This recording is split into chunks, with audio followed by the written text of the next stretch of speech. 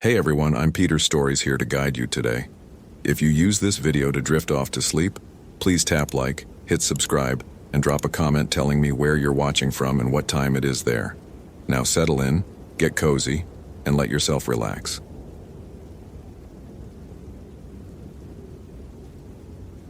Owen Fletcher had spent 11 years with the National Park Service learning to read landscapes the way other people read newspapers. Every broken branch told a story. Every displaced stone suggested a narrative. On October 17, 2011, standing at the Hoh River trailhead in Olympic National Park at 06:47 hours, he understood that Christopher Vail's disappearance would require him to read something far more difficult than terrain. The morning pressed against the temperate rainforest with that peculiar Olympic Peninsula dampness that never quite became rain, but saturated everything regardless. Fletcher adjusted his Motorola radio on his belt and studied the incident report on his iPhone 4, the small screen already collecting moisture despite the supposedly waterproof case.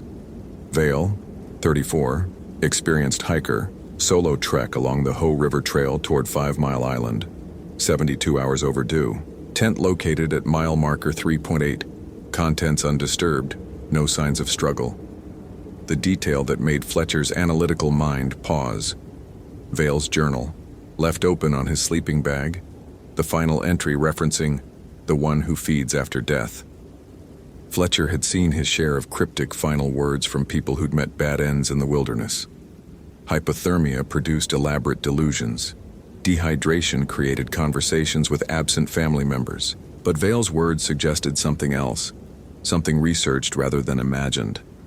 The phrase had that particular quality of translation, as if Vail had been rendering something from another language into English. District Ranger Sarah Chen briefed him at the trailhead, her rain jacket beaded with moisture that caught the weak morning light filtering through the Sitka spruce canopy. "SAR pulled out yesterday evening," she said, her voice carrying that exhaustion peculiar to failed rescue operations. "Scent dogs couldn't pick up a trail past the tent. It's like he just evaporated." "Weather conditions?" Fletcher asked, already pulling up historical data on his phone. "Clear. Unseasonably warm for October. No precipitation. Excellent visibility. He should have been an easy find." Chen shifted her weight, and Fletcher noted the unconscious gesture, the way her hand moved toward her radio as if checking its presence. Something had unsettled her beyond the standard frustration of an unsuccessful search. "What aren't you telling me?" Fletcher had learned that the most valuable information often lived in the spaces between official statements. Chen hesitated, then withdrew a plastic evidence bag from her pack. Inside, a photograph, edges curled with moisture. This was pinned to a tree 50 yards from Vail's tent. The pushpin was rusted through, looked like it had been there for years, but the photo... Fletcher took the bag. The photograph showed a man in clothing that suggested early 20th century, standing beside what appeared to be a hand-dug grave. The man's face had been scratched away with something sharp, perhaps a knife, but the methodical, repetitive nature of the scratches suggested obsessive attention rather than casual vandalism. Written across the bottom in faded pencil, Wilhelm Krause, 1923, Hoh Settlement. "There was a German immigrant community here," Chen said. "Loggers, mostly. They abandoned the settlement in the late 20s. Nothing left but some foundation stones and a small cemetery about half a mile off the main trail." Fletcher's mind began constructing connections. German immigrants, a reference to feeding after death, a scratched-out face in a photograph from a grave. "I need to see Vail's journal. It's at the tent site. We left everything in situ once we realized this might be more than a standard missing person case." Chen pulled out a topographic map, the paper soft with moisture. "The tent's here, elevation 642 feet, approximately 3.8 miles from the trailhead. The old cemetery is here northwest, about 2,200 feet off the trail through old growth. And there's something else." She indicated a location with her finger. "SAR reported radio interference in this area, compass needles spinning. Could be magnetic deposits in the rock, but the geology doesn't support that." Fletcher felt that familiar tension in his shoulders that signaled the beginning of a complex investigation. He'd joined NPS after finishing his master's in forensic anthropology, specifically because he appreciated mysteries that required assembly of disparate evidence into coherent narratives. But standing at the edge of the Hoh rainforest, with its cathedral ceiling of moss-draped branches filtering light into perpetual green twilight, he felt the first stirring of something that his analytical framework couldn't quite accommodate. The hike to Vale's tent took Fletcher 93 minutes, his Garmin GPS marking each tenth of a mile with steady precision. The Hoh River Trail followed the river's northern bank, the water running dark with tannins from decomposing vegetation, moving with that deceptive smoothness that concealed powerful currents. Massive Sitka spruces rose 200 feet overhead, their trunks vanishing into the canopy. Roosevelt elk had worn parallel trails through the sword ferns, and Fletcher noted fresh scat, perhaps 12 hours old. Everything appeared normal. Everything felt wrong. He'd hiked this trail dozens of times over the years, but today the quality of light seemed different, as if the photons themselves carried some additional weight. The usual birdsong had diminished to occasional distant crow calls. The air smelled of decay and growth in equal measure, that characteristic rainforest perfume of things dying to feed things living. But today, something acrid underlaid it, like old paper burning. Vale's tent materialized from the undergrowth at exactly 3 miles. A modern 2-person backpacking model in forest green. Fletcher photographed it from multiple angles before approaching, documenting the surrounding area with the methodical attention that had made him valuable for complex investigations. No scuff marks in the duff, no broken vegetation, no indication anyone had fled or been dragged away. Inside the tent, everything suggested interrupted normalcy. Sleeping bag unrolled, but not entered. Headlamp hanging from the ceiling loop. Water bottle 3/4 full. Camp stove with a pot containing what appeared to be freeze-dried stroganoff, half prepared. And on top of the sleeping bag, the journal, open to the final entry. Fletcher pulled on latex gloves and carefully lifted the journal. A standard moleskin notebook, its pages swollen with humidity. Vale's handwriting deteriorated across the entries, starting neat and controlled, becoming increasingly erratic. Fletcher photographed each page before reading. The early entries were unremarkable. Weather observations, wildlife sightings, mileage logs. But starting 4 days before Vale's disappearance, something shifted. October 13th, found interesting historical site off trail. Old cemetery, German names on wooden markers, most rotted beyond reading. One grave freshly disturbed. Not animals. The earth was moved in a pattern, concentric circles radiating outward from the center.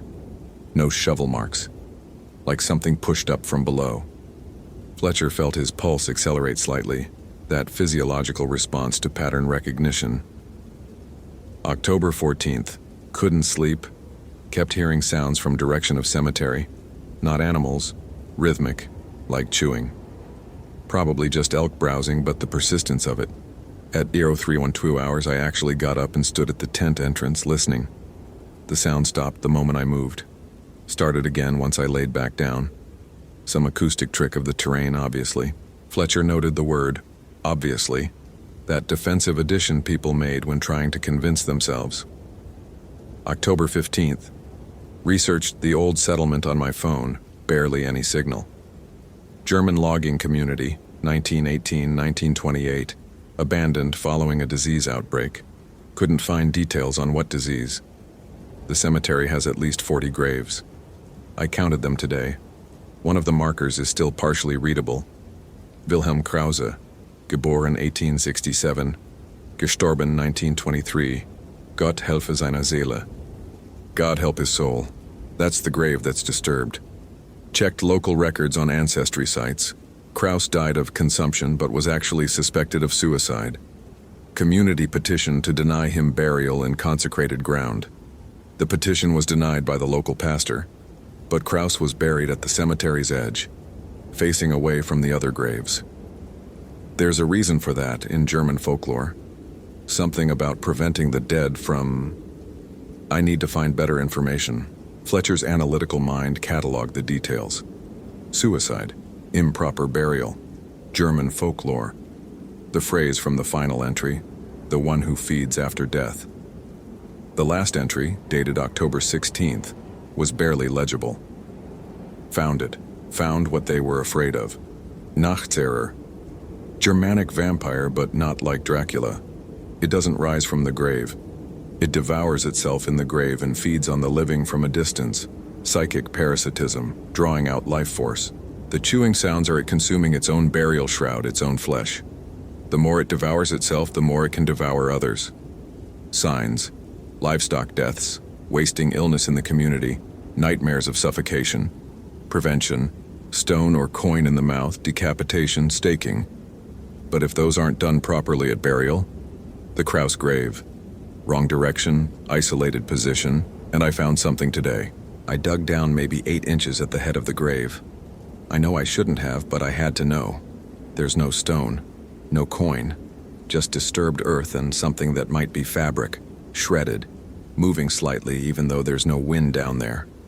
I've made a terrible mistake. I can feel it in my chest, this hollow sensation like something's pulling at my lungs from the inside. The sound tonight won't be elk. I need to leave at first light, if I'm not out tomorrow. If someone finds this, the Kraus grave needs to be opened and the head needs to be taken. Full decapitation. It's the only way to stop a Nachtserer. The old German settlers knew. They tried to stop it but failed. It's been feeding for 88 years. The entry ended there, the final sentence trailing off the page. Fletcher sat back on his heels, his mind working through the information with trained skepticism. Vale had clearly experienced some form of psychological break, possibly early onset paranoid schizophrenia triggered by isolation. The combination of historical research, physical exertion, and solo camping had created a perfect environment for delusional thinking. The logical explanation satisfied Fletcher's need for rational frameworks. The hollow sensation in his own chest, which had started while reading Vale's final entry, was obviously psychosomatic, a product of suggestion and the oppressive atmosphere of the rainforest. Obviously. Fletcher spent 40 minutes documenting everything in the tent, then made the decision to locate the cemetery before nightfall. He had approximately 4 hours of usable daylight. Chen's map showed the cemetery's approximate location, and he had Vale's GPS coordinates from the journal. The distance was manageable. What struck Fletcher as he pushed through the undergrowth toward the cemetery was the progressive silence. The Hoh rainforest should have been alive with sound. Douglas squirrels chittering, varied thrushes calling, the constant drip of moisture from the canopy. Instead, the quiet deepened with each step, until Fletcher could hear his own breathing, the flex of his pack straps, the whisper of nylon against nylon. His Garmin GPS began showing erratic readings at 1-2 miles from the trail. The coordinates jumped randomly, suggesting interference from magnetic fields, though his compass showed no variation. Fletcher switched to dead reckoning, using the terrain features and his understanding of topography to navigate. The cemetery emerged from the forest without warning. A clearing perhaps 70 feet across, contained by a perimeter of ancient Sitka spruces, whose trunks bore deep carved symbols that Fletcher's rational mind wanted to dismiss as natural scarring, but which clearly showed deliberate pattern. Crosses, circles, what might have been stylized eyes. 43 wooden markers, most collapsed or rotted to fragments. No maintenance for 8 decades. Nature reclaiming what humans had briefly borrowed. And at the clearing's edge, facing northwest while all other graves faced east, the Kraus burial site. Fletcher approached slowly, documenting with his camera. The marker, more intact than others, showed hand-carved German script, the letters deep and deliberate. Below the epitaph, someone had carved additional symbols, a circle bisected by a line, repeated 3 times. Fletcher recognized it from his anthropology studies, an apotropaic mark designed to ward off evil. The grave itself showed clear signs of disturbance, not the random disruption of animal activity, but something systematic. Earth had been moved in concentric patterns, as Vale described, radiating outward from the center, and at the grave's head, a depression, perhaps 8 inches deep, exactly where Vale claimed to have dug. Fletcher knelt beside the depression, his mind insisting on rational explanation even as something deeper and more primitive in his nervous system signaled alarm. He could see the disturbed fabric Vale mentioned, tatters of what might have been burial shroud, partially exposed. The fabric moved slightly, a flutter that Fletcher's conscious mind attributed to air currents, though his unconscious mind recognized no breeze touched the forest floor. The hollow sensation in his chest intensified, a feeling of internal vacuum, as if his lungs were expanding but drawing in nothing. Fletcher stood abruptly, his vision momentarily graying at the edges. Low blood sugar, dehydration, altitude adjustment. Though 850 feet hardly qualified as significant elevation, his iPhone showed 1647 hours, less than 2 hours until full darkness. Fletcher needed to make a decision: return to the tent site or push through to the trailhead. The rational choice was to camp at Vale's location, maintain the investigation site, continue search efforts at first light. But standing in that clearing, with the inadequate daylight filtering through the canopy and the absolute silence pressing against his eardrums, Fletcher felt a compulsion to move, to put distance between himself and the Kraus grave. He began walking back toward the trail. The hollow sensation in his chest didn't diminish. If anything, it intensified, spreading to his abdomen, as if something was methodically excavating his internal organs. Fletcher stopped twice to check his vital signs, his fingers on his carotid finding a pulse that seemed too fast, too thready. Stress response, anxiety, nothing more. The forest had grown darker, that rapid transition from twilight to night that happened under heavy canopy. Fletcher switched on his headlamp, the LED beam cutting a tunnel through the darkness but somehow making everything beyond the light seem even more impenetrable. His Garmin GPS continued showing erratic readings, coordinates jumping across the map in impossible patterns. When Fletcher heard the sound, his first instinct was to identify its source through analysis. Rhythmic, wet, methodical, like something chewing on cartilage or fabric or both. The sound seemed to come from multiple directions simultaneously, or perhaps from inside his own head, transmitted through bone conduction rather than air. He stopped walking. The sound continued, not in sync with his footsteps then, not some mechanical noise from his pack or clothing. Fletcher's training insisted on rational assessment, audio pareidolia, the human tendency to perceive meaningful patterns in random noise. The forest was full of sounds that could be misinterpreted: decomposing wood settling, water dripping onto leaves, small mammals browsing.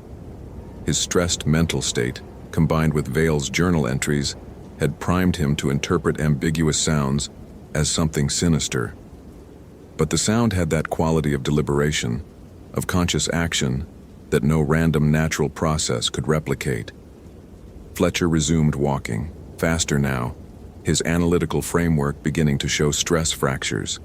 The hollow sensation had spread to his extremities, a feeling of progressive emptiness, as if something was slowly erasing him from the inside out. His fingers felt numb, his legs moved with increasing difficulty, not from fatigue, but from that internal vacuum, as if the muscles had been partially evacuated.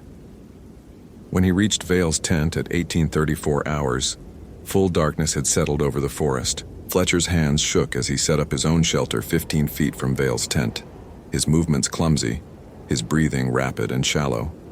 The hollow sensation made each breath feel insufficient, as if his lungs were drawing vacuum rather than air. He forced himself through his evening routine with military precision. Filter water from the river, prepare meal, hang food bag, check radio, static only, no response from Chen or the ranger station. Check phone, no signal, battery at 47% despite full charge that morning.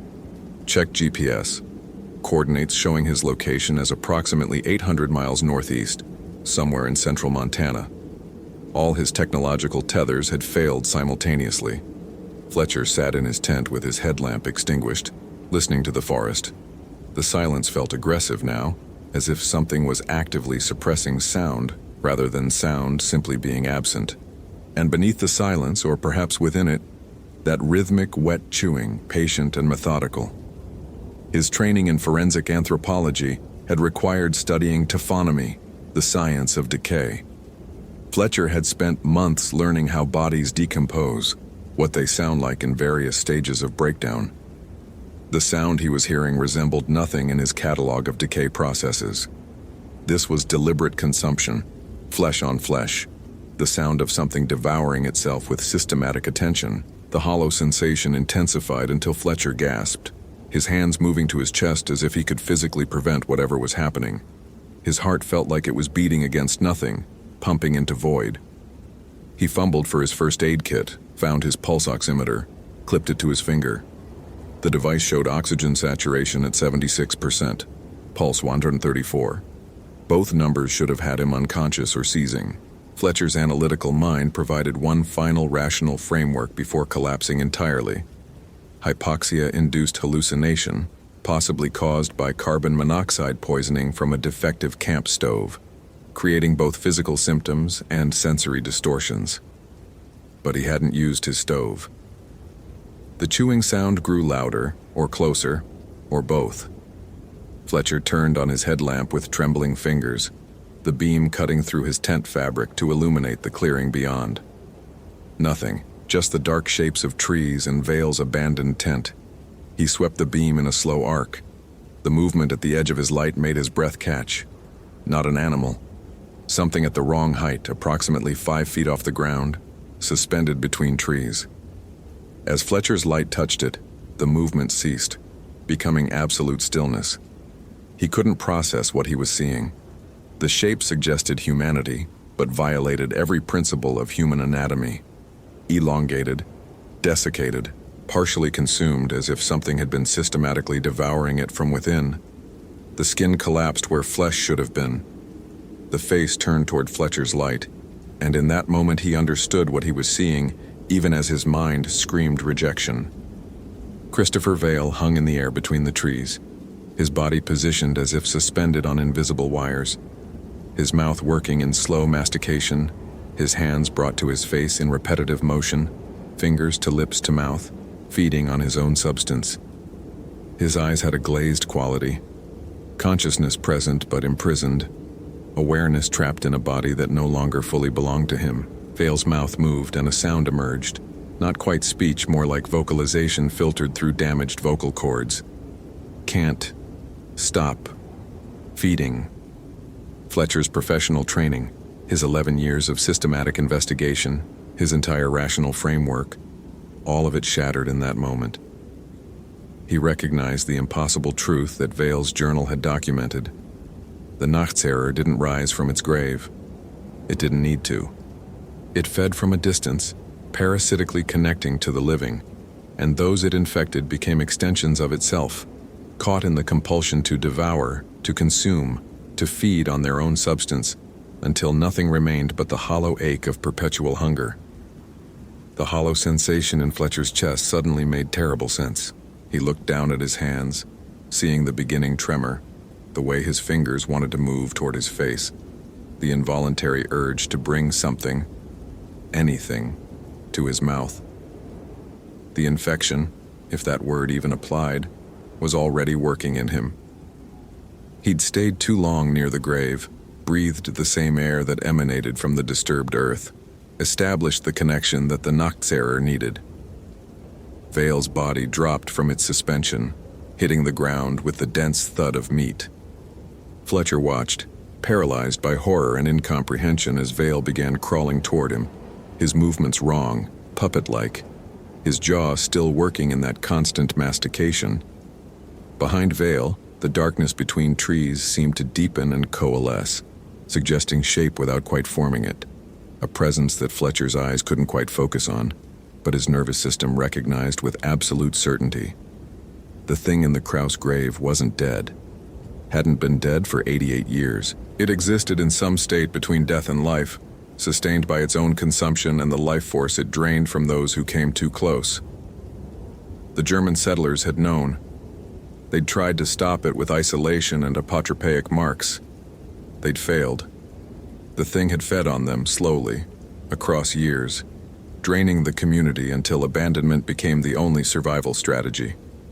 Fletcher forced his body into motion, his hands grabbing his pack, his legs propelling him out of the tent and away from Vale's crawling form. The hollow sensation made his movements difficult, as if he was operating a body that was partially evacuated, but fear provided enough adrenaline to overcome the internal vacuum. He ran. The forest at night under heavy canopy approached absolute darkness, but Fletcher didn't dare use his headlamp, some instinct warning him that light would make him more visible to whatever was hunting him. He navigated by feel and memory, his hands outstretched, his feet finding the trail through a combination of luck and desperation. Behind him, sounds multiplied. Not just the chewing anymore, but movement, multiple sources, as if the forest itself had become ambulatory. Fletcher's rational mind tried to categorize what he was hearing but found no framework. These weren't animal sounds. They weren't human sounds. They were something else. Something that existed in the space his education had never acknowledged. His phone vibrated in his pocket. Fletcher pulled it out, seeing Chen's number on the screen despite the previous lack of signal. He answered without stopping his headlong flight through darkness. "Fletcher?" Chen's voice sounded distant, distorted, as if transmitted through water. "Fletcher, where are you? We're getting strange readings, multiple heat signatures in your area, but they're wrong, they're..." "Chen," Fletcher gasped, his lungs burning with that hollow ache. "You need to seal the cemetery. Fire. You need to burn the Kraus grave. Full cremation. It's the only way to..." The line went dead, not with a clean disconnect, but with a sound like wet fabric tearing. Fletcher's foot caught on a root, sending him sprawling. He landed hard, his chin striking a rock, pain exploding through his jaw. For a moment he lay still, tasting blood, feeling the forest close around him like a fist. The chewing sound was everywhere now, omnidirectional, as if the entire forest was consuming itself. He pushed himself up, his hands sinking into duff that felt wrong, too wet, too warm, organic in a way that suggested active decay rather than passive decomposition. Something brushed his face and Fletcher recoiled, his headlamp finally activating in his panic.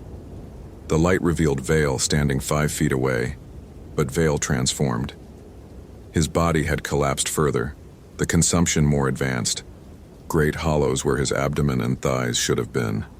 His hands worked constantly, bringing pieces of himself to his mouth, feeding the compulsion that had overtaken his nervous system. His eyes met Fletcher's, and in them Fletcher saw awareness, imprisonment, the consciousness trapped inside a body enslaved to appetite. "Join us," Vale said, but the voice belonged to something older, something speaking through Vale's vocal cords with an accent that suggested German origins. "Das Fleisch ruft, the flesh calls. We are hungry. We have been hungry so long. Feed. Feed with us. Feed on yourself until there is nothing left but need." Fletcher's hands moved toward his face without conscious direction, his fingers seeking his lips, the compulsion spreading through his nervous system like electricity. He could feel the Noxera's will, not as external force, but as internal urgency, his own body betraying him at cellular level. The hollow ache intensified until Fletcher couldn't distinguish between the sensation of being drained and the urge to drain himself. He bit down on his tongue, hard enough to flood his mouth with blood, the pain shocking his system back into momentary control. While clarity lasted, Fletcher made his decision. He couldn't outrun this, couldn't outthink it. The infection was already too advanced, working through his body with parasitic efficiency, but he could maybe stop it from spreading to others. Fletcher pulled his Motorola radio, praying for just enough signal to warn them. His thumb found the emergency channel. "All stations, this is Fletcher, Olympic District. Quarantine Ho River Trail immediately. No entry past mile marker 3.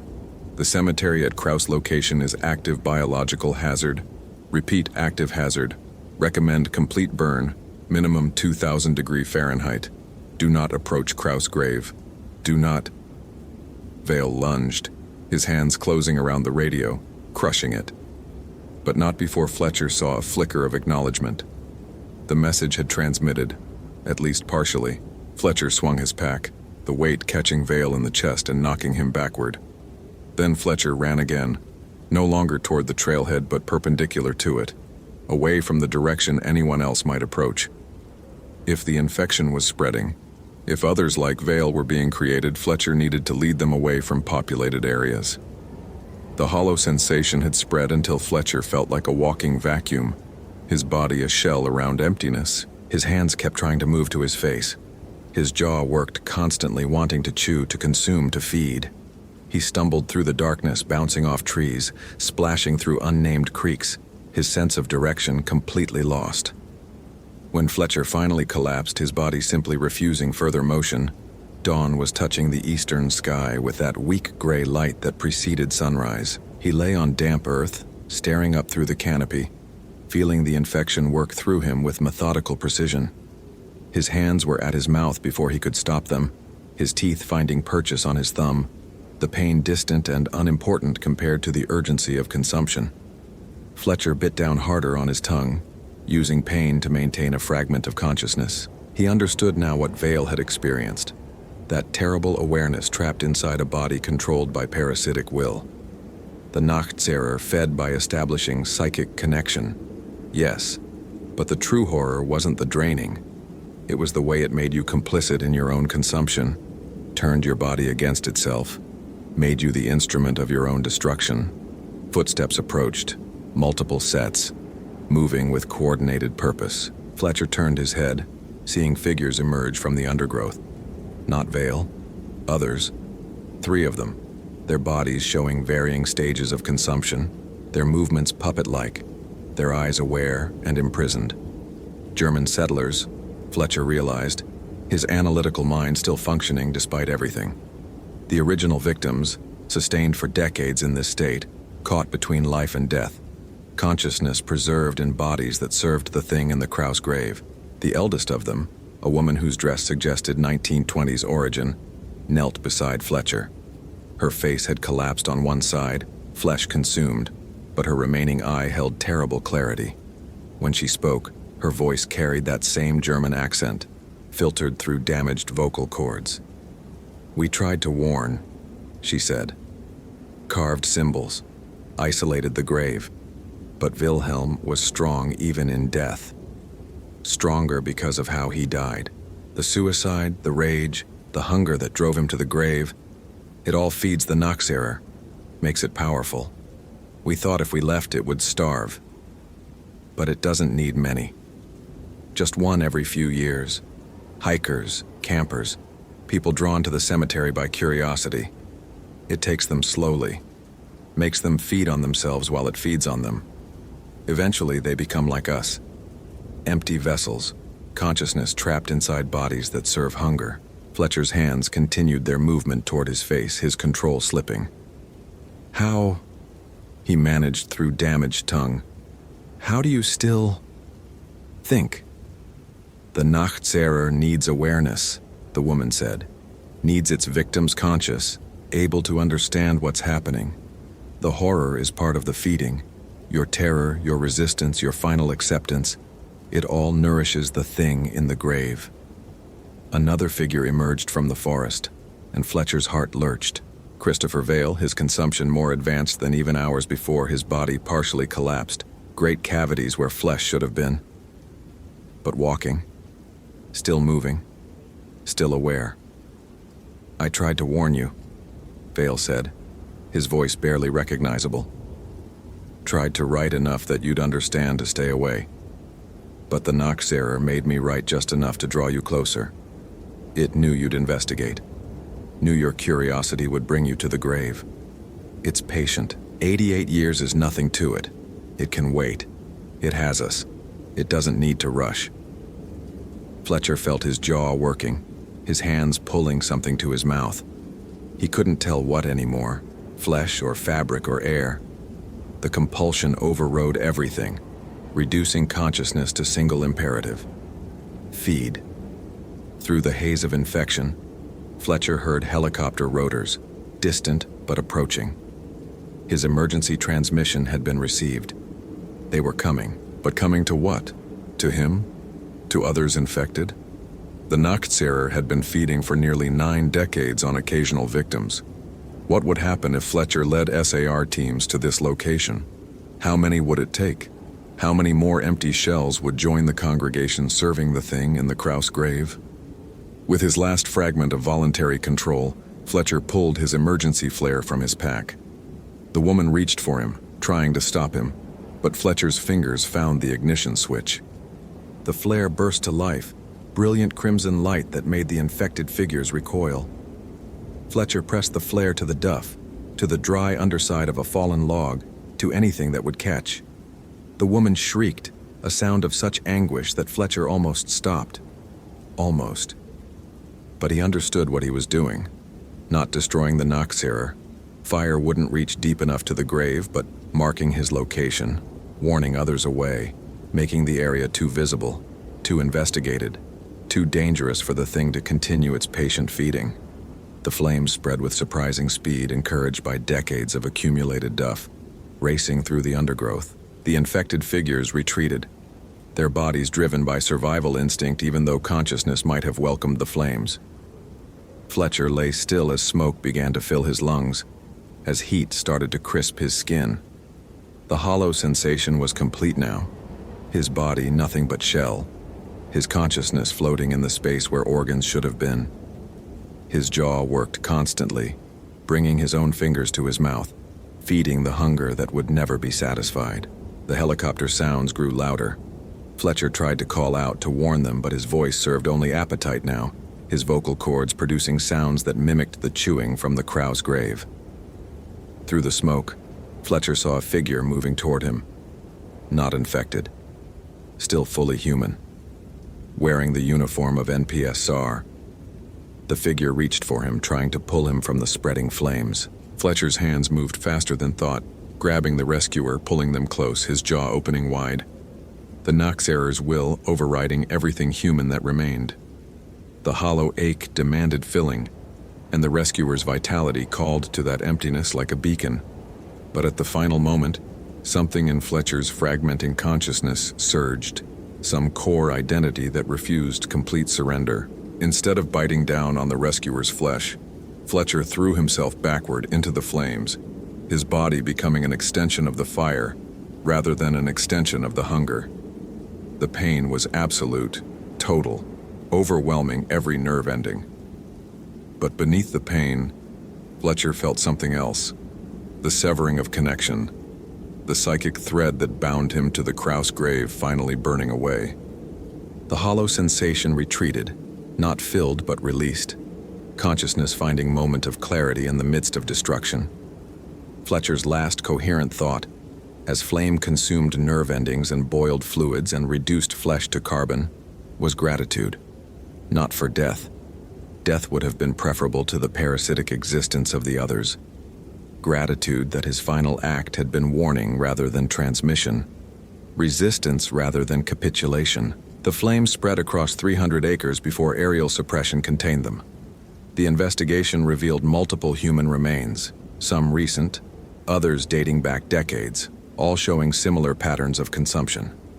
The Kraus grave was excavated under strict protocol, revealing skeletal remains that showed massive dental wear, the jawbones scored with thousands of scratch marks from constant chewing. The skull was separated from the body and cremated at temperatures exceeding 2,500 degrees Fahrenheit. But the NPS SAR coordinator, who had tried to rescue Fletcher, noticed something in the months following the incident. A hollow sensation in his chest, a compulsion to bring his hands to his mouth, an urge to chew that became more insistent with each passing day.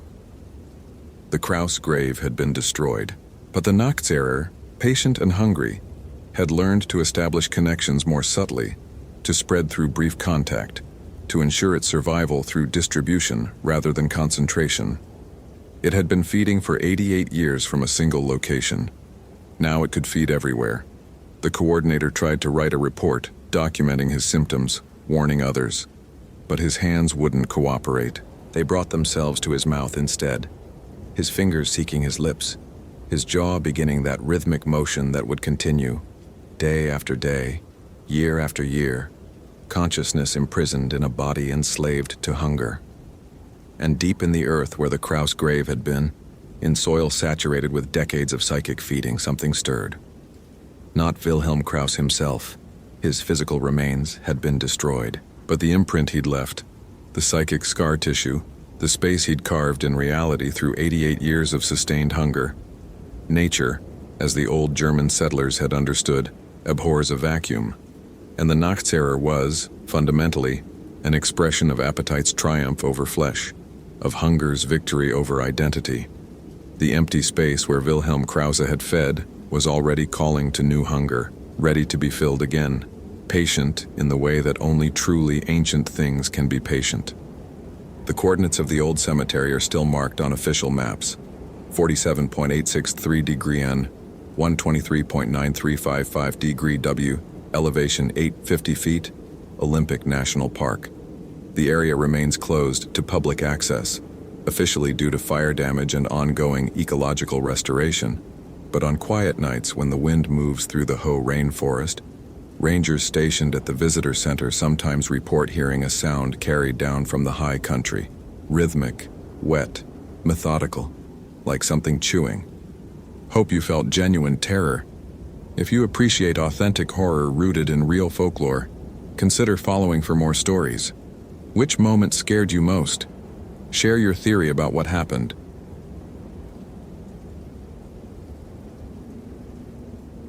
Thomas Garrett had learned to recognize the particular quality of silence that preceded discovery. 23 years with the National Park Service had taught him that the forest held its breath before revealing what it had been hiding, and on that October morning in 2009, the Hoh rainforest was holding its breath. He adjusted the Motorola radio clip to his belt and continued along the trail, his boots leaving shallow impressions in moss that had been growing since before his grandfather was born. The temperate rainforest wrapped around him like something alive, Sitka spruce rising 200 feet overhead, their trunks shaggy with curtains of moss that dripped steadily despite no rain having fallen for 3 days. Everything here grew on top of something dead. Nurse logs sprouted forests of their own, ferns erupting from rot, new life consuming old in an endless cycle that Thomas found himself thinking about more than was probably healthy. The missing person report had come through dispatch at dawn. Rebecca Hollis, 26, solo hiker, last seen 4 days ago at the Hoh Rainforest Visitor Center, where she'd signed the trail register for a 2-day trip up the Hoh River Trail.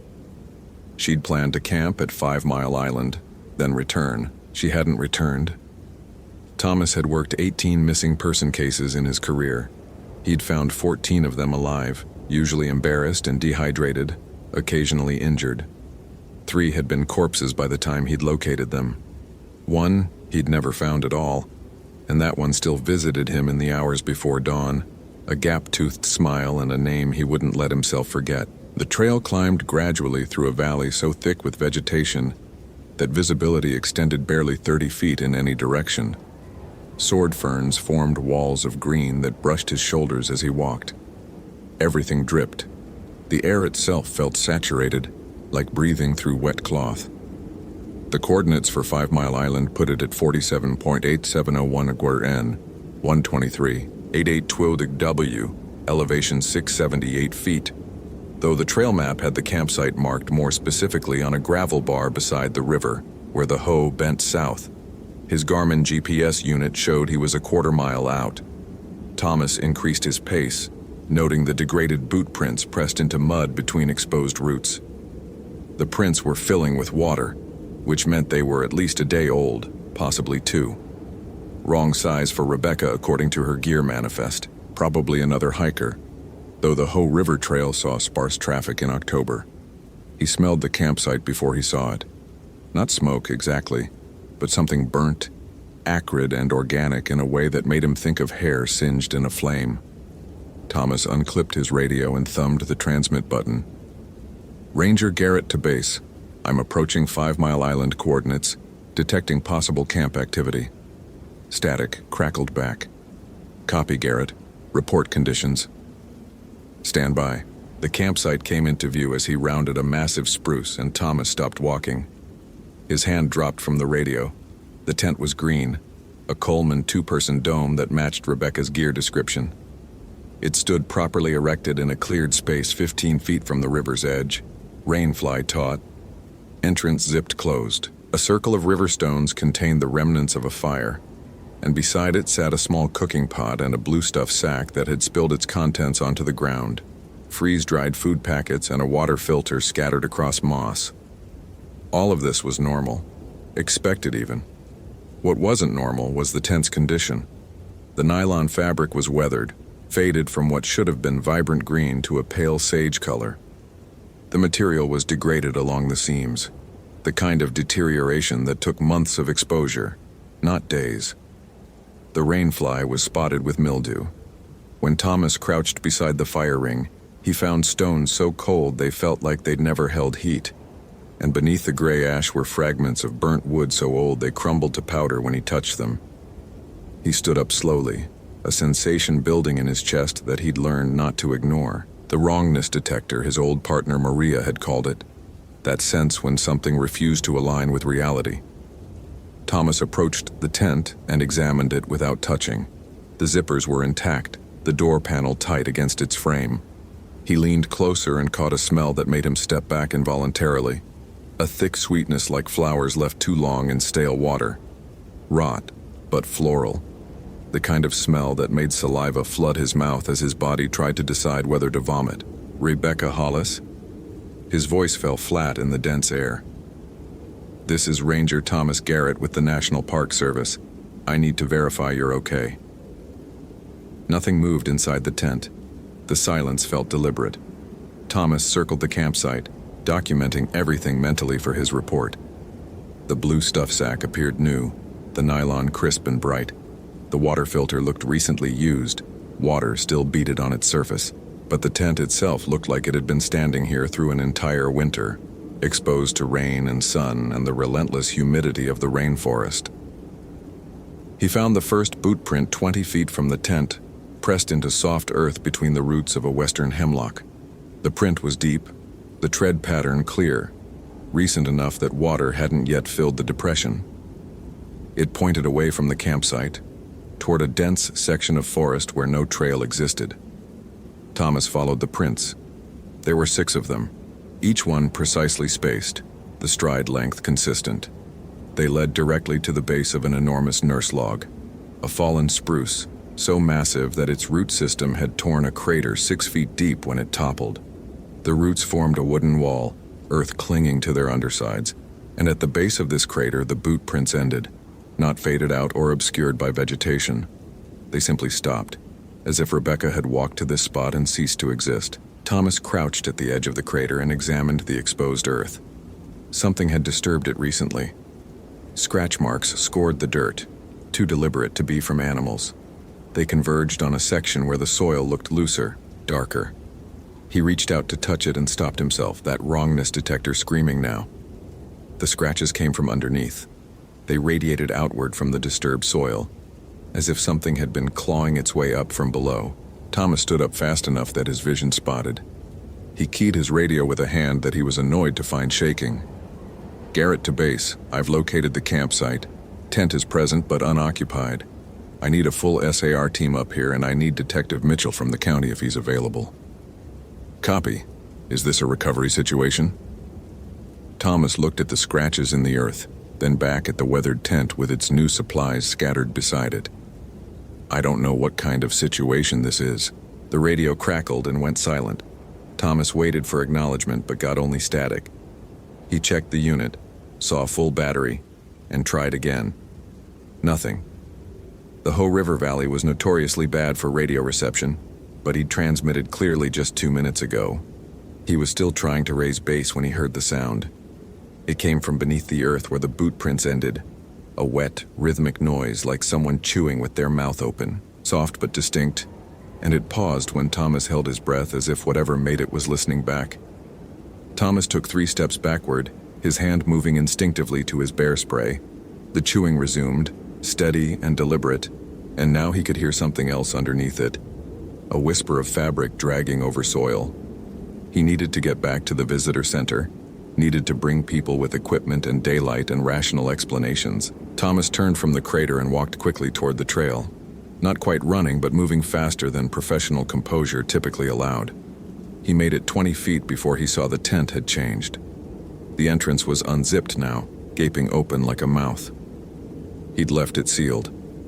He was certain he'd left it sealed. Thomas stopped, and the chewing sound stopped with him, and in the silence that followed he heard his own breathing, too fast, too shallow.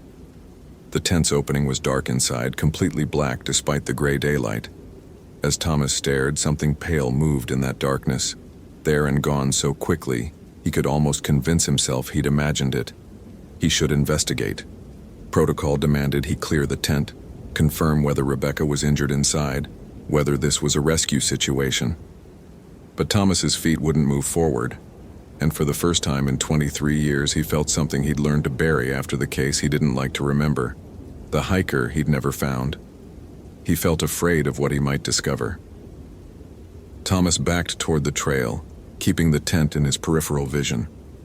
The wrongness had weight now, a pressure against his chest that made each breath require conscious effort. He'd felt this before, 3 years ago, in a different forest, and it had ended with search dogs refusing to track, equipment failures, and eventually a case file marked as unresolved. He'd promised himself he wouldn't end up in a situation like that again. He'd been careful, methodical, professional. He'd transferred to Olympic specifically because it was safer, more predictable, nothing like the deep wilderness where the chewing sound erupted from multiple directions simultaneously, behind him, to his left, from the tent itself. Not loud, but layered, as if the earth around him had developed a mouth and was eating something soft and wet. Thomas ran. He hit the trail at full speed and didn't slow down for a quarter mile, his breath burning in his throat, the Motorola slapping against his hip. The sounds faded behind him but didn't disappear entirely. They lingered at the edge of his hearing, patient, in no hurry. When he finally stopped, gasping, he was far enough down the trail that the oppressive density of the rainforest had thinned slightly. He could see patches of gray sky through the canopy. His radio crackled suddenly with perfect clarity. "Garrett, this is base. Do you copy? You broke up completely. Repeat your last transmission." Thomas stared at the radio in his hand. His fingers had gone white-knuckled around it. "Base, I'm returning to the visitor center. I need that SAR team staged and ready. I need someone from the county who has experience with..." He trailed off. Experience with what? Campsites that aged wrong? Boot prints that led to scratched earth? Sounds that came from beneath the ground? Garrett? What kind of experience? Thomas looked back up the trail toward where the campsite waited, still impatient. Someone who won't think I'm losing my mind. He reached the visitor center 40 minutes later, his uniform soaked through with sweat despite the October chill. The building sat at the terminus of the unpaved access road, a modest structure of wood and glass that served as the gateway to the Ho Rain Forest. 3 cars occupied the parking lot, including his own truck and a silver Honda that belonged to Rachel Chen, the interpretive ranger who worked the front desk during off-season. Rachel looked up as Thomas pushed through the door, her expression shifting from professional courtesy to concern in the space of a heartbeat. "Jesus, Thomas. What happened? I need to use the phone." Thomas moved past her toward the office, already dialing the number for Clallam County Sheriff. "And I need you to pull every piece of documentation we have on 5 Mile Island. Historical records, incident reports, geological surveys if we have them. Anything." Rachel followed him into the office. "Thomas, you look like you've seen..." "Please, Rachel, just do it." She studied him for a long moment, then nodded and disappeared toward the filing cabinets. Thomas got Detective Frank Mitchell on the 3rd ring, explained what he'd found with as much clinical precision as he could manage, and carefully did not mention the sounds from beneath the earth, or his conviction that something pale had moved inside that tent. Mitchell agreed to drive out with the deputy. 2 hours, he said. Thomas hung up and realized his hands were shaking again. "I found something." Thomas turned to find Rachel standing in the doorway holding a manila folder gone soft with age. Her face had lost color. "I pulled the historical incident reports like you asked. Thomas, you need to see this." The folder contained photocopies of documents dating back to 1983. Rachel had marked several pages with sticky notes and Thomas flipped to the first one. It was a missing person report for a hiker named Sarah Keene, 24 years old, who had vanished from 5 Mile Island in September 1983. She'd been camping alone. Her tent was found intact and properly erected with supplies scattered nearby. No trace of Sarah was ever found. The second marked page was from 1991. Michael Torres, 31, disappeared from the same campsite. Tent intact, supplies present, no body recovered. 1997, Jennifer Walsh, 29, same circumstances. 2003, David fucking Morrison, 33, same campsite, same impossible situation. Thomas felt something cold settle in his stomach. Why didn't I know about this? They're coded as separate incidents, Rachel said quietly. Different years, different case numbers, filed under standard missing persons. Nobody would connect them unless they were specifically looking for a pattern. She paused. Thomas, there's one more thing. I found a reference to a historian who studied European settlement patterns in the Olympic Peninsula. He left notes about German immigrants who settled in the Ho River Valley in the 1890s. There was a small community here before the park was established, and they abandoned the settlement. All of them, in a single winter. There was a plague outbreak. Where's this historian now? He died in 2004, but his research is archived at University of Washington. He left notes about... Rachel hesitated, her eyes dropping to the folder. He mentioned burial practices, something about the German settlers being terrified of their own dead. He used a word I had to look up. Nachtzerer. Thomas felt the temperature in the office drop. The word hung in the air between them, sharp-edged and foreign. What does it mean? It's from German folklore, a type of revenant, something that rises from the grave. The historian's notes say the settlers believed that people who died from plague or who died with their names unspoken could become Nachtzerer. They'd consume themselves in the grave first, eating their own burial shroud, and then they'd rise to feed on their family members. The settlers took precautions, special burial rites, blessed ground, specific ways of laying out the dead. Rachel's voice had gone soft. Thomas, the historian's last research trip was to 5 Mile Island. He was trying to locate the original settlement's burial ground. He went out there alone in October. October, Thomas repeated. The same month every disappearance had occurred. The same week, actually. Mid-October every time, between the 15th and 20th. Thomas checked the date on his watch. October 17th. They sat in silence for several minutes. Finally, Rachel spoke again. What did you see out there, Thomas? He thought about the answer, about how to explain wrongness that defied articulation. Something that doesn't make sense, he said finally. A campsite that's been there for months, but also just days. Boot prints that led to disturbed earth. Sounds like... He stopped himself. Like what? Like something chewing. Underground. Rachel's face went very still. The folklore says they eat themselves first. The shroud, their own flesh. That's how you know one has risen. You hear chewing in the cemetery.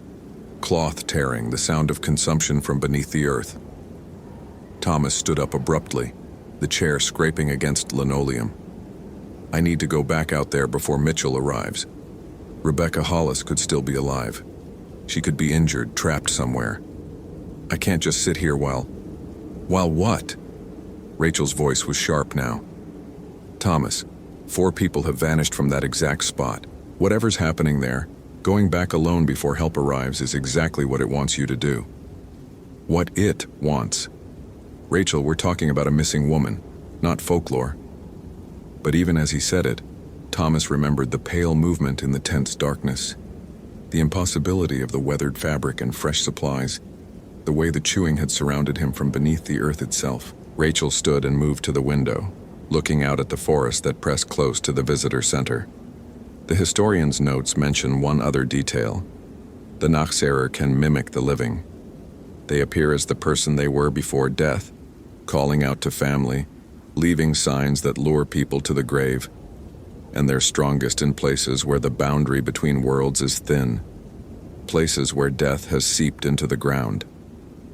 She turned back to Thomas. 4 people have died in that location over 26 years. How much death do you think has soaked into that earth? Thomas wanted to argue, wanted to dismiss it all as coincidence and superstition. But he'd spent 2 decades in the wilderness, and he knew that forests kept secrets, that some places held darkness that defied explanation. He'd learned that 3 years ago in a different forest, when he'd followed boot prints that led in circles and found a campsite that couldn't exist, and eventually stopped searching because the forest itself seemed to be hiding what he sought. He'd promised himself he wouldn't end up in that situation again. But here he was, and the forest was holding its breath. "Mitchell will be here in 2 hours," Thomas said. "When he arrives, we go back together, full team, proper equipment, daylight remaining. We do this by the book." Rachel nodded slowly. "And if Rebecca calls for help before then? Then we respond, but not alone. Never alone." They waited.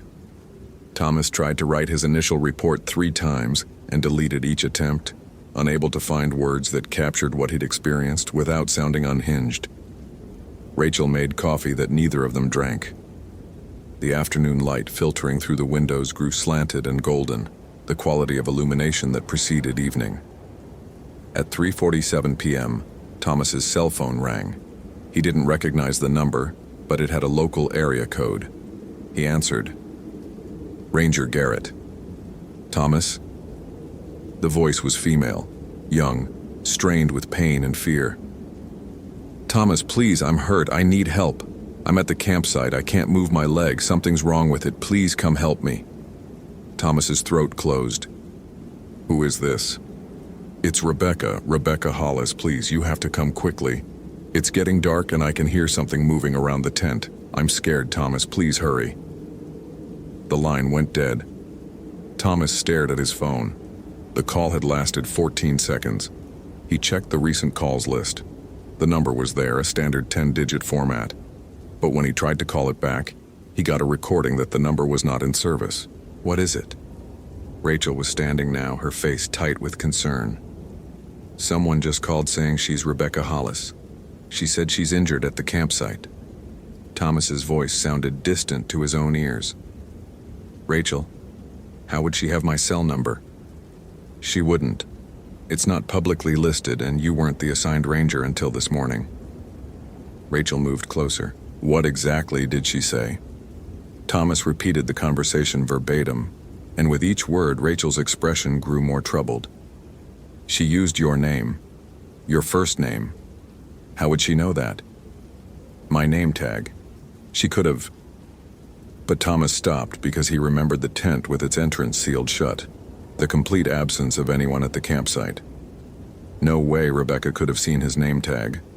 No way she could have had his cell phone number. "It's trying to lure you back," Rachel said flatly. "That's what the folklore describes. The Nachtseher calls out in familiar voices, leaves signs of life, creates urgency that forces people to abandon caution." Thomas wanted to argue, but his hands were shaking again and he couldn't make them stop. "If that was Rebecca on the phone and she's actually injured, I have a legal and ethical obligation." "To do what? Get yourself killed?" Rachel grabbed his arm. "Thomas, listen to yourself. That call doesn't make sense. None of this makes sense. You have to wait for Mitchell." But Thomas was already moving toward the door, his body operating on instinct and training that ran deeper than rational thought. An injured hiker had called for help. That was the only thing that mattered, the only thing that could matter. He'd taken an oath when he joined the Park Service. He'd also taken an oath 3 years ago. After the hiker he'd never found, he'd sworn he'd never let fear stop him from doing his job, never let superstition override responsibility. Rachel followed him to his truck, still arguing, but Thomas barely heard her. He was thinking about boot prints in mud, about disturbed earth, about the specific way Rebecca's voice had broken when she said, "I'm scared." He was thinking about how to approach the campsite safely, what equipment he needed, how to perform a rescue in failing light. He wasn't thinking about what might be waiting for him in the dark. Thomas drove the access road with his headlights cutting through gathering dusk. The forest had changed in the hours since he'd fled down the trail. The trees seemed to lean closer to the road, their moss-covered branches creating a tunnel that swallowed his headlights.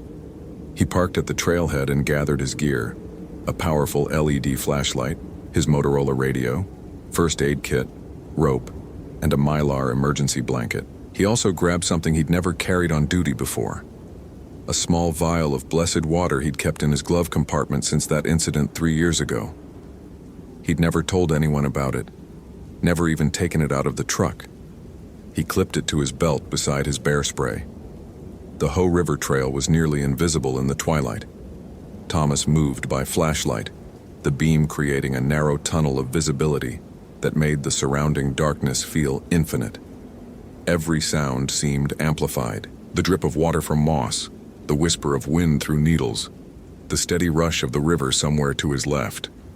And underneath it all, so faint he almost convinced himself he was imagining it, that wet, rhythmic chewing. The campsite appeared suddenly in his flashlight beam, the green tent somehow luminous against the dark forest. The entrance was open, just as it had been when he'd fled that morning, but now a Coleman lantern glowed inside, casting dancing shadows against the nylon walls. "Rebecca," Thomas called out, his voice too loud in the silence. "Rebecca Hollis, this is Ranger Thomas Garrett. I'm here to help you." Movement inside the tent. A shadow against the illuminated fabric, human-shaped, hunched over. "Thomas." "Thank God. I'm in here. My leg. I think it's broken. Please help me." The voice was Rebecca's, he was sure of it. Young, frightened, strained with pain. But something in its tone set his teeth on edge, a flatness beneath the fear, as if someone were reading from a script they didn't quite understand. Thomas approached the tent slowly, his flashlight beam steady on the entrance. The smell hit him when he was 10 feet away. That same floral rot he'd detected earlier, but stronger now, thick enough to taste. His stomach clenched. "Rebecca, I'm going to need you to come toward the tent entrance where I can see you. Can you do that?" "I can't move my leg. Please, you have to come in here." Thomas stopped walking. Every instinct in his body was screaming at him to run, but he'd come here to help. And there was a woman inside that tent who might actually be injured. He played his flashlight over the campsite, noting details. The fire ring was exactly as he'd left it. The scattered supplies were in the same positions, but the cooking pot now contained something that steamed slightly in the cold air. And when his light caught the surface, he saw it was filled with a dark liquid that looked too thick to be water. "Rebecca, I'm going to approach the tent and assess your injury from the entrance. I need you to stay still and calm. Help is coming." "Help is coming," the voice repeated, and there was something wrong with the inflection, as if the words were being spoken backward and reversed. "Yes, help is coming. Thomas must come help. Come inside the tent, Thomas. Come see what's wrong with Rebecca's leg." Thomas felt his scalp tighten. The words were right, but the syntax was fractured, inhuman. He took a step back, his hand moving to his radio. "Rachel, if you're monitoring, I need immediate assistance at 5 Mile Island. I have a potential hostile situation." Static answered him. Pure white noise that resolved into a sound like fabric tearing, wet and deliberate. The lantern inside the tent went out. Thomas swung his flashlight toward the entrance and caught a glimpse of what crouched inside. Pale, yes, but not flesh. It was the color of grave cloth, of shroud material that had been underground for months. The face was Rebecca's face, but wrong. The features slightly misaligned, the mouth opened wider than human anatomy allowed. And in that mouth, he saw scraps of fabric, threads of nylon tent material caught between teeth that were too long and too sharp. It was eating the tent from the inside. The thing that wore Rebecca's face lunged forward, and Thomas ran. He crashed through the forest without following the trail, his flashlight beam jerking wildly across trees and ferns. Behind him, he heard the tent collapsing, the zipper shrieking as it was torn open from within, and then footsteps that moved too quickly, the stride length impossible for human legs. Thomas vaulted over a nurse log and nearly fell into the crater where the boot prints had ended. His flashlight caught the disturbed earth, and in its beam, he saw what his mind had refused to process that morning. The soil wasn't scratched from something clawing upward. It was a grave, deliberately dug, recently filled, and at its edge a scrap of blue fabric protruded from the earth. The same blue as Rebecca's stuff sack, the one that had spilled supplies across the moss. She'd been buried here, days ago, maybe longer, and something had dug its way out. The thing crashed through the undergrowth behind him, and Thomas saw it clearly now in his flashlight's backwash. It moved on all fours, spine arched at an angle that would have snapped human vertebrae. Its mouth worked constantly, chewing air, chewing the night itself. Strips of what might have been burial shroud trailed from its body, and its eyes were the flat black of river stones. Thomas's hand found the vial of blessed water without conscious thought. He unscrewed it as he backed away, the thing circling him now, patient, its mouth spreading wider with each second. When it lunged again, Thomas threw the water directly into its face. The Noxera screamed, a sound like cloth tearing and earth collapsing, and recoiled so violently it slammed into a tree trunk. The water left marks where it struck, the flesh beneath peeling away to reveal dried muscle and bone. But it didn't stop moving. It gathered itself, that terrible mouth opening impossibly wide, and Thomas saw down its throat into darkness that went deeper than a body should contain. He turned and ran toward the trail, his lungs burning, the Motorola at his belt producing nothing but that wet, tearing static. The Noxera followed, and now he could hear what Rachel's research had described. The sound of consumption, of something eating constantly, devouring cloth and flesh and the very air itself. Thomas burst onto the trail and saw lights ahead. Flashlight beams, multiple sources, and voices calling his name. Mitchell and his team had arrived early, probably radioed ahead by Rachel. Thomas ran toward them, shouting warnings they couldn't possibly understand. Behind him, the Noxera stopped at the trail's edge. In the crossing beams of multiple flashlights, Thomas saw it clearly for the first time. It wasn't Rebecca anymore, if it ever had been. It was something older, pieced together from the 4 hikers who'd vanished from 5 Mile Island over 26 years, wearing their faces like masks that didn't quite fit, wrapped in rotted burial cloth that it had consumed and regenerated countless times. It opened its mouth and screamed with 4 voices simultaneously, and then it retreated into the forest, moving on legs that bent the wrong direction, dragging strips of shroud that caught on ferns and tore free. Detective Mitchell grabbed Thomas's arm. Jesus Christ, what the hell was that? Thomas couldn't answer. His throat had closed. His hands were shaking violently, and somewhere in the back of his mind, he was screaming because he knew what would happen next. They'd search the campsite, find evidence that Rebecca had been there, maybe even find her body in that filled grave. But they wouldn't find the thing that had called him in her voice. It would retreat deeper into the forest, back to whatever hole it crawled from, and wait. Wait for October of next year, for another solo hiker. Another tent pitched at 5 Mile Island. The search took 3 days. They found Rebecca's body exactly where Thomas knew it would be, in the grave beneath the uprooted spruce. The medical examiner ruled it death by exposure, said she must have gotten disoriented in the dark, fallen into the crater, died of hypothermia. The weathered tent was removed as evidence. The scattered supplies were photographed and cataloged. The case was closed within a week. Thomas tried to explain what he'd seen, what had chased him through the forest. Mitchell listened politely, then suggested Thomas take some time off, maybe talk to someone about the stress of the job.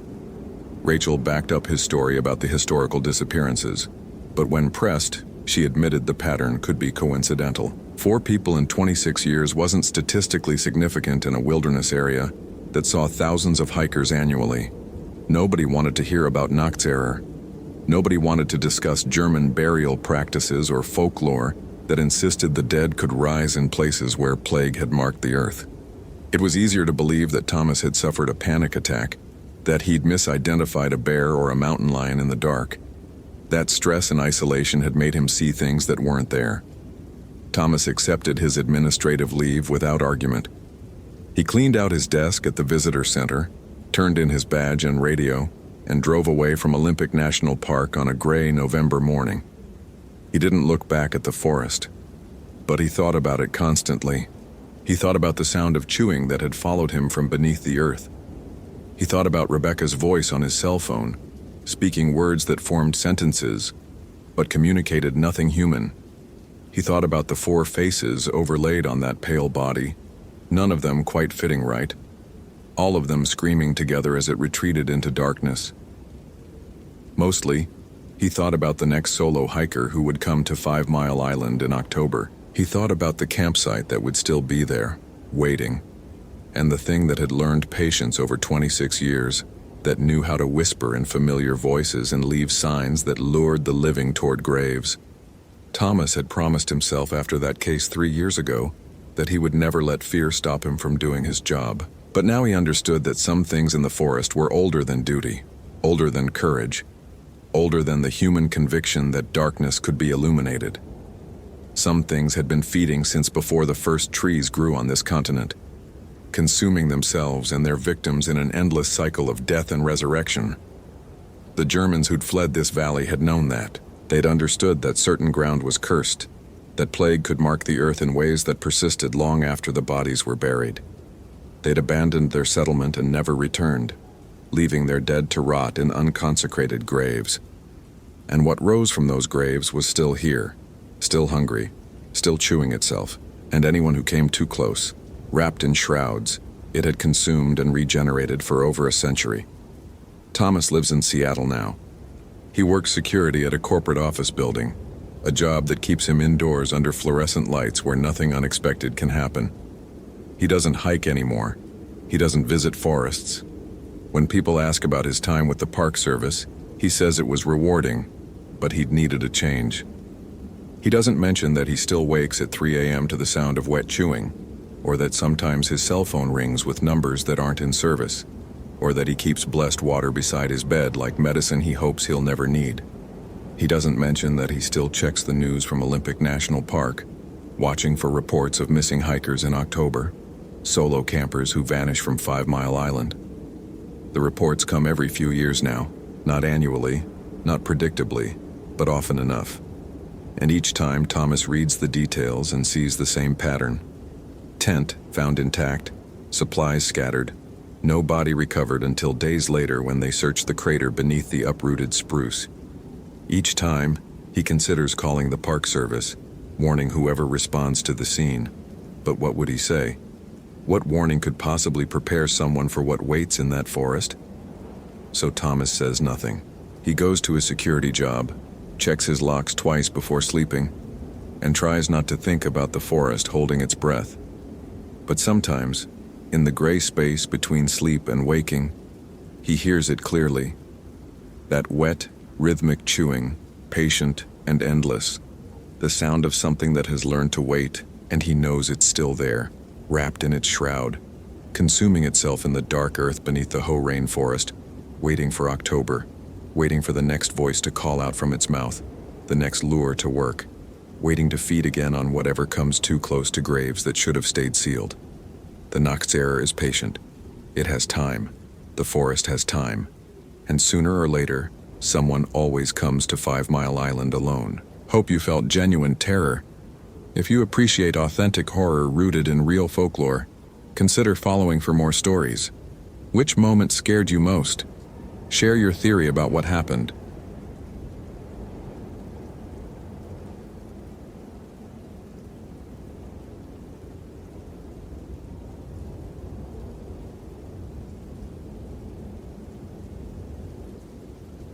Daniel Crowley had learned early in his career that the forest spoke in frequencies most people couldn't hear. Not literal voices.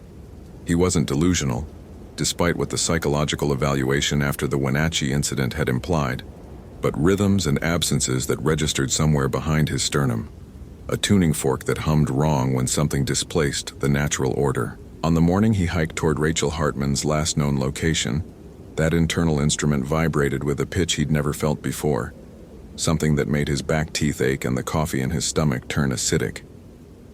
The Cascade Pass trailhead sat at 3,600 feet, wreathed in October fog that reduced visibility to maybe 30 yards. Daniel adjusted the weight of his pack. Garmin GPS unit, first aid kit, evidence bags, Motorola radio that would be useless once he got deeper into the terrain, and studied the parking area. Rachel's silver Honda CR-V sat exactly where it had been for 4 days now. Driver's side window cracked 2 inches, registration current. Nothing outwardly wrong except that its owner had vanished as completely as if the mountain had swallowed her whole. She was the third. First had been Marcus Webb in late July. Experienced climber. Found nothing but his camp stove still burning at a site near Sahaley Arm. Then Jennifer Costas in mid-September. Solo backpacker. Her tent discovered perfectly erected with her sleeping bag laid out. Boots lined up outside. Pack organized with the precision of someone who'd just stepped away for a moment and intended to return. Except she hadn't. And now Rachel, 29, environmental scientist.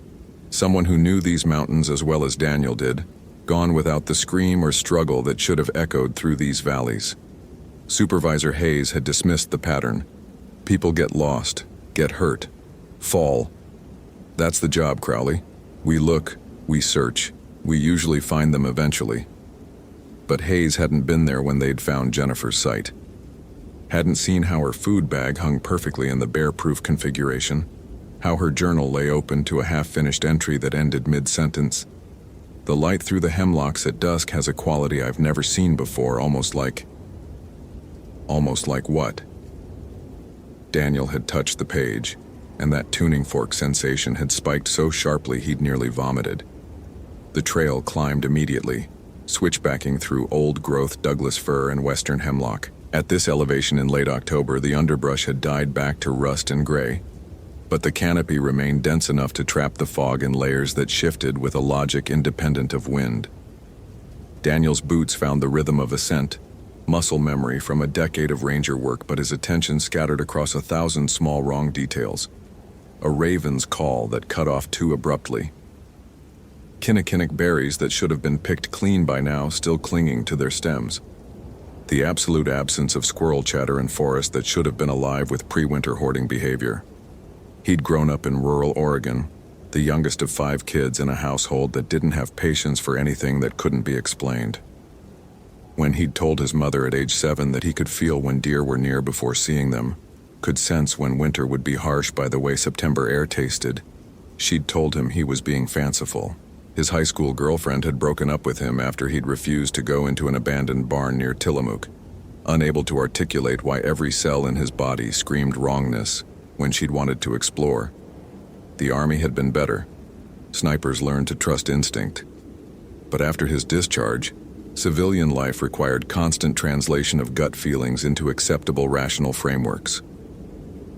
The National Park Service had been a compromise. In wilderness, intuition could masquerade as expertise. By the time Daniel reached 4,800 feet, 2 hours into the hike, the fog had thickened into something with texture, damp enough to beat on his jacket, but not quite rain. The GPS showed he was a half-mile from Rachel's campsite, located just off trail near the basin, where snowmelt formed the headwaters of the Stehekin River. He'd studied her itinerary a dozen times. She'd planned 5 days alone studying high-altitude lichens, a research project for the university. Responsible, prepared. Someone who'd filed a detailed trip plan and carried 2 forms of emergency communication. Both her satellite phone and personal locator beacon had been found in her tent, powered on, fully functional. The wrongness intensified as he approached the coordinates. Not a sound now, not even wind, though he could see branches swaying in his peripheral vision. The fog had taken on a bluish cast, the color of meat left too long in weak refrigeration. Daniel's breathing had gone shallow, each inhalation requiring conscious effort, and his hands had started trembling in a way that had nothing to do with exertion or cold. Rachel's tent materialized from the fog like a photograph developing. A green 4-season mountain hardware, expensive and properly staked, rainfly taut. The site had been cordoned off with Park Service tape after the initial search team had documented everything.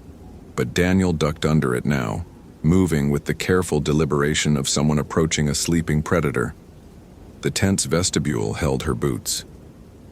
Women's size 7. Vasca hiking boots, laces still tied, positioned as if she'd simply stepped out of them. Her trekking poles leaned against a nearby hemlock.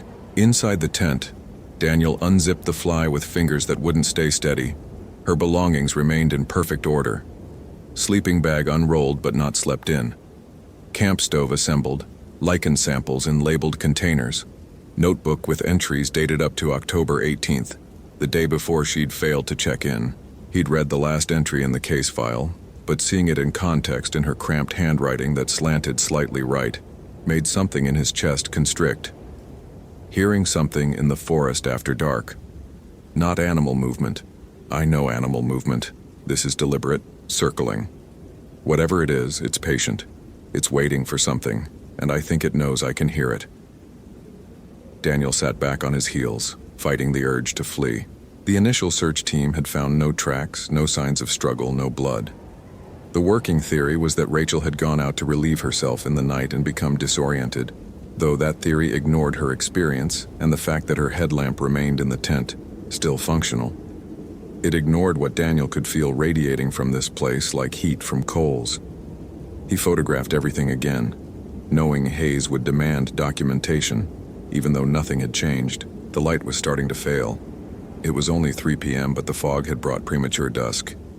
He should hike back down, return with a larger team in the morning. That was protocol. That was sensible. Instead, Daniel found himself studying the tree line, trying to identify what his nervous system was screaming about.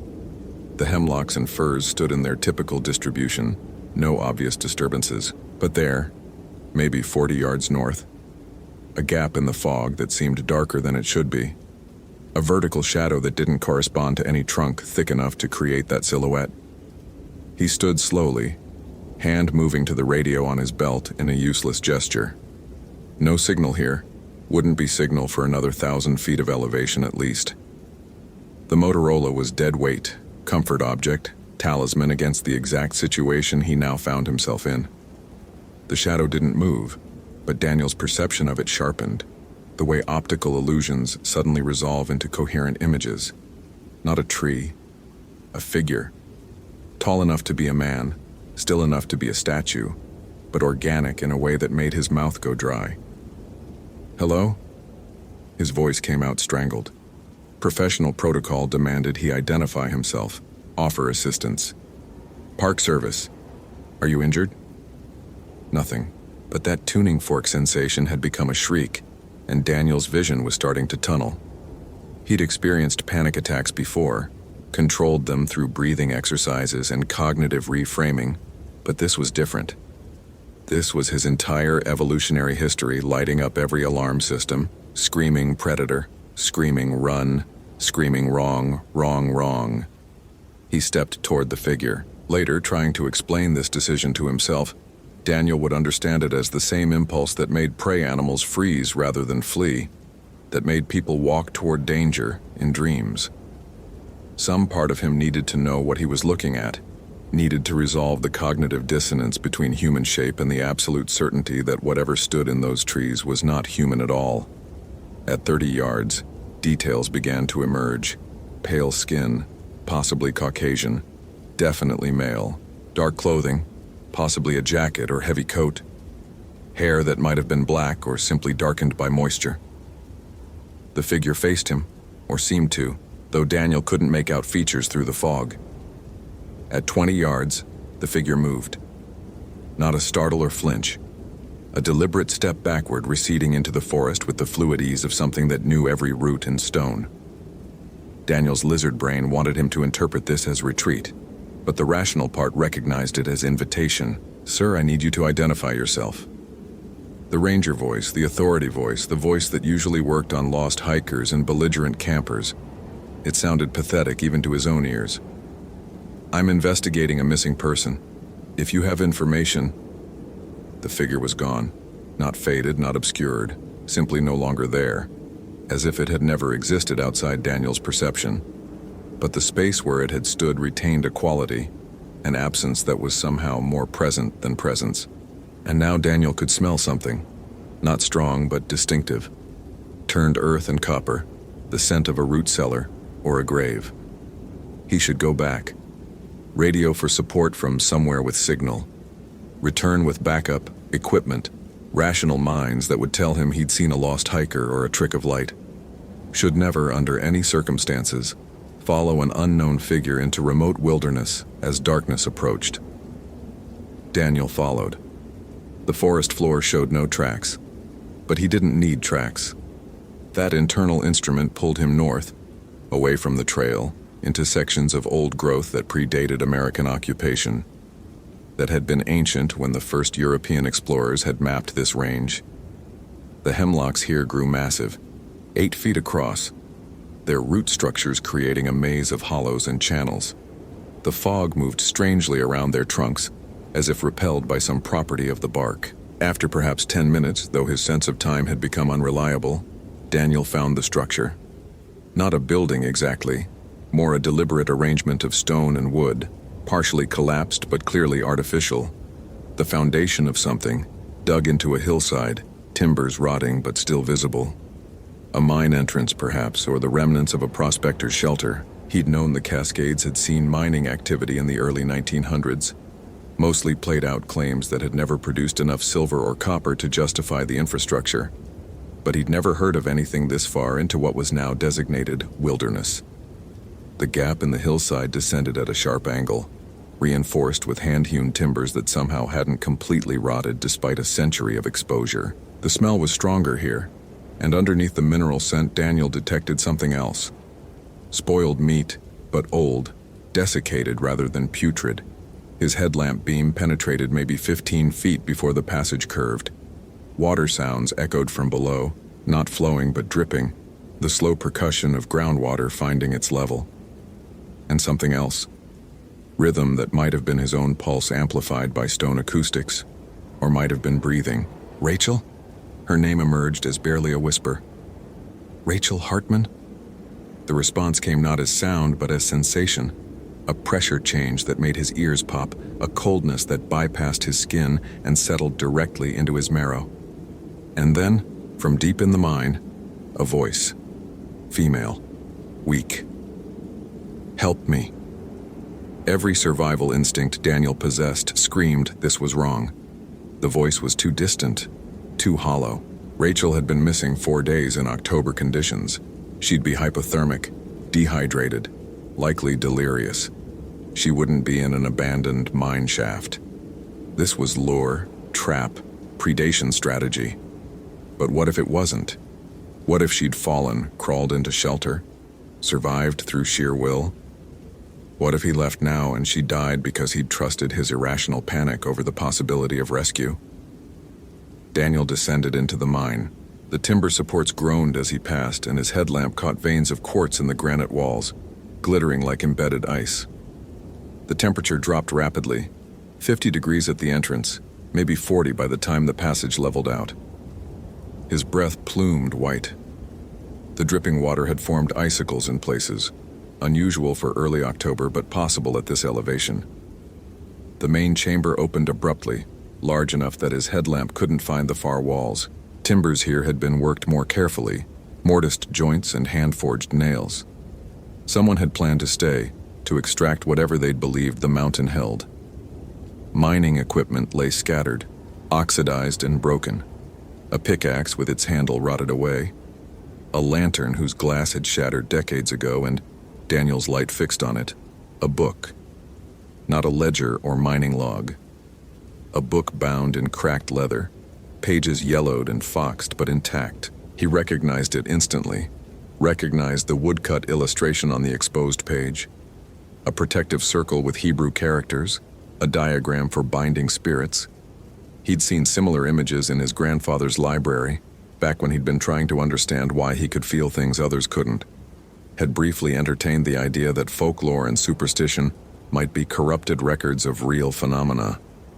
This was a grimoire, specifically if he was reading the marginalia correctly, a working copy of the Key of Solomon, annotated in what looked like Romanian. Help me, please. The voice came from Daniel's left, from a side passage he hadn't noticed. Smaller than the main shaft, barely wide enough for a person. Rachel's voice, he thought, though something about the timbre was off, too resonant for someone in extremis. He should not go farther.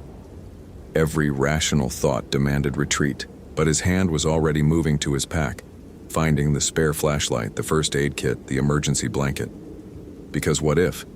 What if his instincts were wrong, paranoid, the product of stress and sleep deprivation. What if she was there, just beyond the light, waiting for someone to be brave enough? The side passage sloped down. More ice here, formations that looked less like natural freezing and more like something had deliberately sculpted them. The walls narrowed until Daniel's shoulders brushed stone on both sides and his breathing echoed too loud, too fast. The smell was overwhelming now.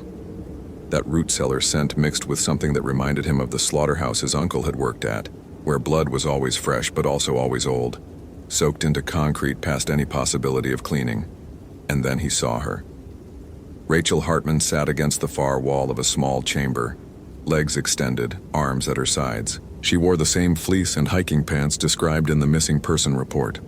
Her auburn hair hung in tangles around her face, and she was looking at him with eyes that caught his headlamp beam and reflected it back red, like a deer on a roadside, like something that had never been human at all. "Thank you for coming," she said, and smiled with too many teeth.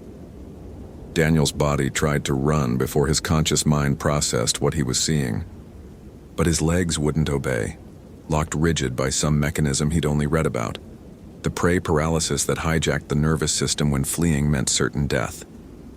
He could only stand there, trembling, as the thing wearing Rachel Hartman's shape rose with a fluidity that violated biomechanics. "You can feel it, can't you?" Not Rachel's voice now, something older, accent that could have been Eastern European, but felt older than modern language. "You've always felt it.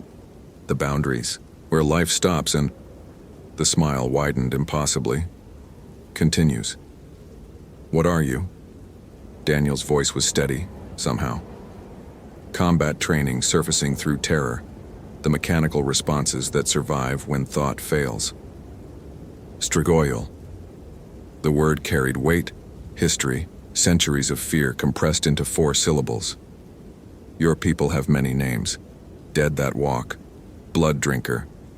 But those are crude. I am completion. The hunger that proves death was never final. The thing stepped closer, and Daniel could see now what his initial shock had prevented him from processing. Rachel's body showed evidence of something feeding, not dramatically, not Hollywood exsanguination, but careful, methodical drainage. Her skin had the translucent quality of advanced dehydration, but the veins showed dark beneath, as if ink instead of blood moved through them. She is gone, if that's what you're wondering. The Strigoi cocked its head, a movement too angular to be natural. The Romanian miners who worked here century past, they knew the rituals, knew how to keep us dormant. But rituals need maintenance, need belief. It gestured to the main chamber. The last one died in 1932, tuberculosis. His book of protection died with him, until your Rachel found this place, disturbed what should have stayed buried.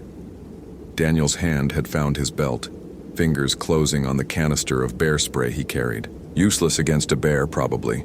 Utterly useless against this, but the human need to hold a weapon transcended logic. The others? He managed. Learning. The Strigoi's smile never wavered. Understanding the new age, the new methods. Your technology makes hunting easier.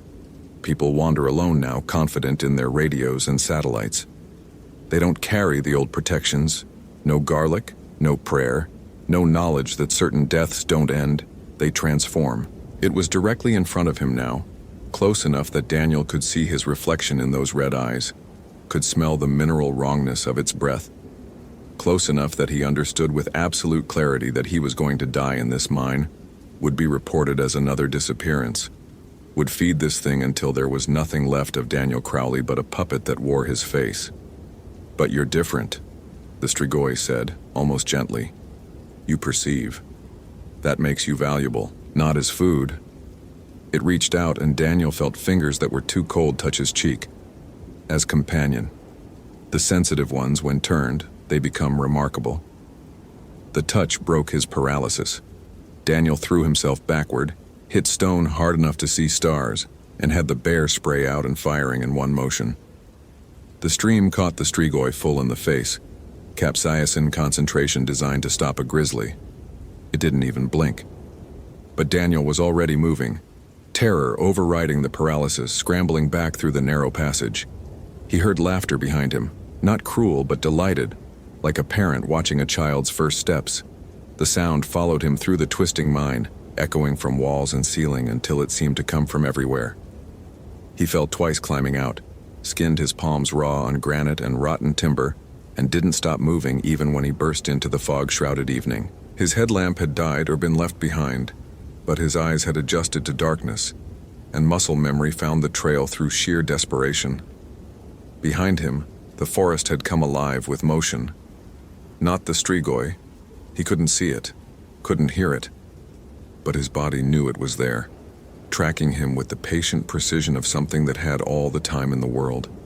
It could have caught him in the mine, could have taken him in those first moments of paralysis, but it had chosen not to, and that was somehow more terrifying than immediate attack. It was playing. Daniel's radio crackled to life at 5,200 feet, Hayes' voice cutting through static. Crowley, respond. Getting dark. Need your status. Contact. The word came out between gasping breaths as he stumbled higher. Multiple disappearances connected. Suspect stalking. He couldn't say it. Couldn't force the word strigoi through his lips without sounding insane. Victim compromised. Need immediate evacuation, and the radio died. Not gradually, not static. Just instantly dead, as if something had reached through the frequencies and silenced it. Daniel kept climbing. The fog had lifted slightly, and through gaps he could see the ridgeline, maybe a half-mile distant. If he could reach the pass, get to the other side, maybe... What? Outrun something that had been hunting these mountains for a century? Something that Rachel's notes suggested had claimed at least 3 victims, probably more before those, a slow but patient accumulation.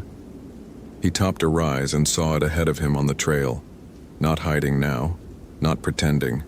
The strigoi stood fully formed in the twilight, and Daniel's mind finally accepted what it was seeing, still wearing Rachel's body like an ill-fitting coat.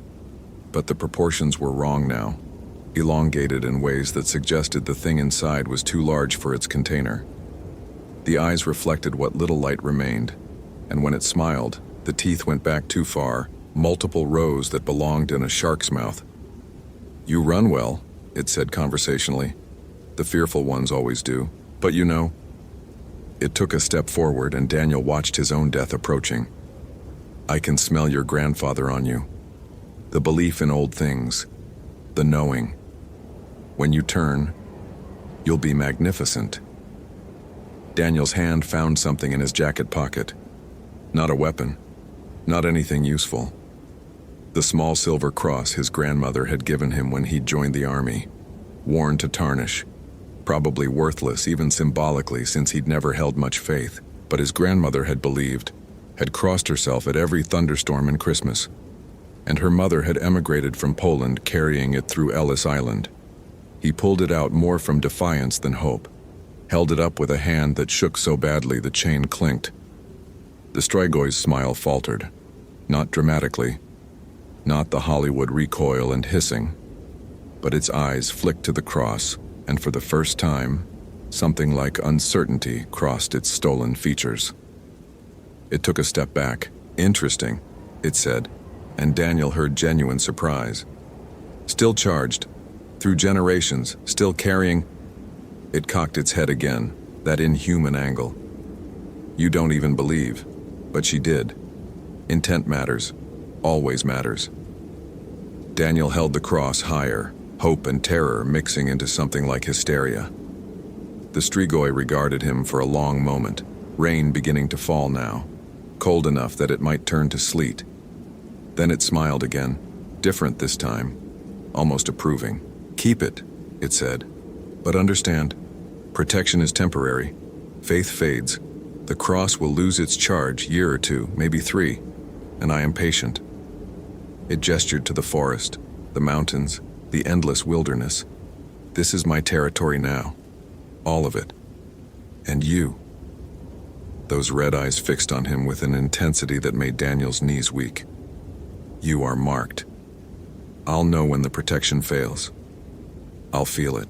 Then it was gone, not vanishing but simply stepping sideways into fog that shouldn't have been thick enough to hide anything. Daniel stood alone on the trail, clutching his grandmother's cross, rain turning to sleet that stung his face, the dark coming down like a dropped curtain. He didn't remember hiking out. His next clear memory was the trailhead parking lot, his hands shaking too badly to unlock his truck, Hayes's voice on the radio asking for confirmation of safe return. The timestamp on his GPS showed 4 hours had passed, but it had felt like 15 minutes or 15 years. Hayes met him at the ranger station, took one look at his face, and didn't ask questions until Daniel had consumed 2 cups of coffee and stopped shaking visibly.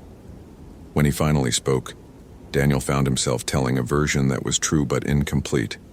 He'd found evidence Rachel had explored an old mine, possible structural collapse, needed a specialized recovery team and forensic investigation.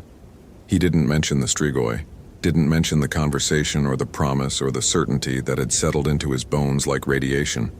The official report called it possible foul play, suspect at large. Search teams found the mine but nothing in it except old equipment and that book, which Park Service quietly removed and never mentioned again. Rachel Hartman was eventually declared legally dead. Marcus Webb and Jennifer Costas remained open cases. Daniel requested and received a transfer to Olympic National Park 2 months later. Hayes didn't fight it, probably relieved to be rid of a ranger who'd returned from a search mission looking like he'd aged a decade. But Daniel knew distance meant nothing. The Strigoi had marked him, could find him anywhere, was simply waiting for the invisible charge to drain from a tarnished cross. He started attending church, not from faith. He still couldn't quite believe, but from hope that proximity to belief might maintain whatever protection his grandmother's devotion had created. He had the cross reinforced, blessed by 3 different denominations, and never took it off. At night, he researched Strigoi folklore, protection rituals, the miners who'd worked the Cascades, their names and origins. He found records of Romanian workers, found obituaries from the 1920s and 30s, found mention of strange deaths attributed to altitude sickness or exposure. And he felt it, always, that tuning fork sensation that had once warned him about wrong places and dangerous animals. Now it hummed with a specific frequency, an awareness of something patient and hungry, waiting in the wilderness for the inevitable moment when protection would fail and Daniel Crowley would learn what it meant to continue. On the first anniversary of Rachel Hartman's disappearance, he received an envelope at his new posting. No return address, postmarked from a town near North Cascades. Inside, a single photograph of the Cascade Pass trailhead, taken recently based on the snow levels, and written on the back in handwriting that matched Rachel's notebook, "I'm still here. Daniel keeps the cross on, attends services, researches obsessively. But he knows, in that place behind his sternum where the forest speaks its truths, that protection is never permanent, that the Strigoi meant every word, that somewhere in the wilderness something patient and ancient is waiting for a charge to fade, for faith to waver, for the inevitable moment when the sensitive ones always finally see too much. He just doesn't know if that moment will come in years or decades, doesn't know if he'll feel it approaching or if it will arrive like the fog, sudden and absolute. But he carries the cross, maintains the rituals, and never ever hikes alone anymore, though even that feels like superstition against something that's already inside his awareness, permanent as a scar. The forest still speaks to him. He still hears its frequencies. But now there's another voice in the static, patient and amused, counting down the days until Daniel Crowley stops being the hunter and becomes the hunted. Until the sensitive one who could always perceive the boundary between life and death learns exactly what exists on the other side. And some nights, when sleep finally comes, Daniel dreams of the mine, dreams of descending through stone into chambers that shouldn't exist, following a voice that promises understanding, promises completion, dreams of red eyes and too many teeth and the cold certainty that everything he's feared his whole life was right. The warnings were true, and protection was always just the space between breaths before the inevitable. He wakes from these dreams clutching the cross, feeling its weight, wondering if the charge is weaker than yesterday, if today is the day the protection finally fails. So far it hasn't. So far, the strigoi keeps its promise to wait. But Daniel knows patient predators never forget, never forgive, never stop hunting, and he's running out of time. Hope you felt genuine terror. If you appreciate authentic horror rooted in real folklore, consider following for more stories. Which moment scared you most? Share your theory about what happened.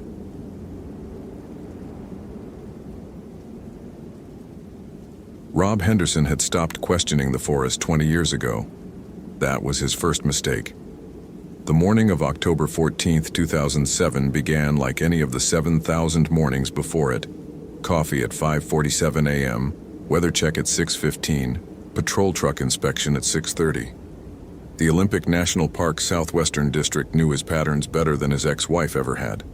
19 years wearing the green and gray had carved routines into him the way the Salduke River carved through ancient stone. Patient, inevitable, permanent. He signed out at the Hoh Rainforest Ranger Station with barely a glance at Jenny Whitehorse, the Quileute liaison officer who'd been assigned there 3 months back.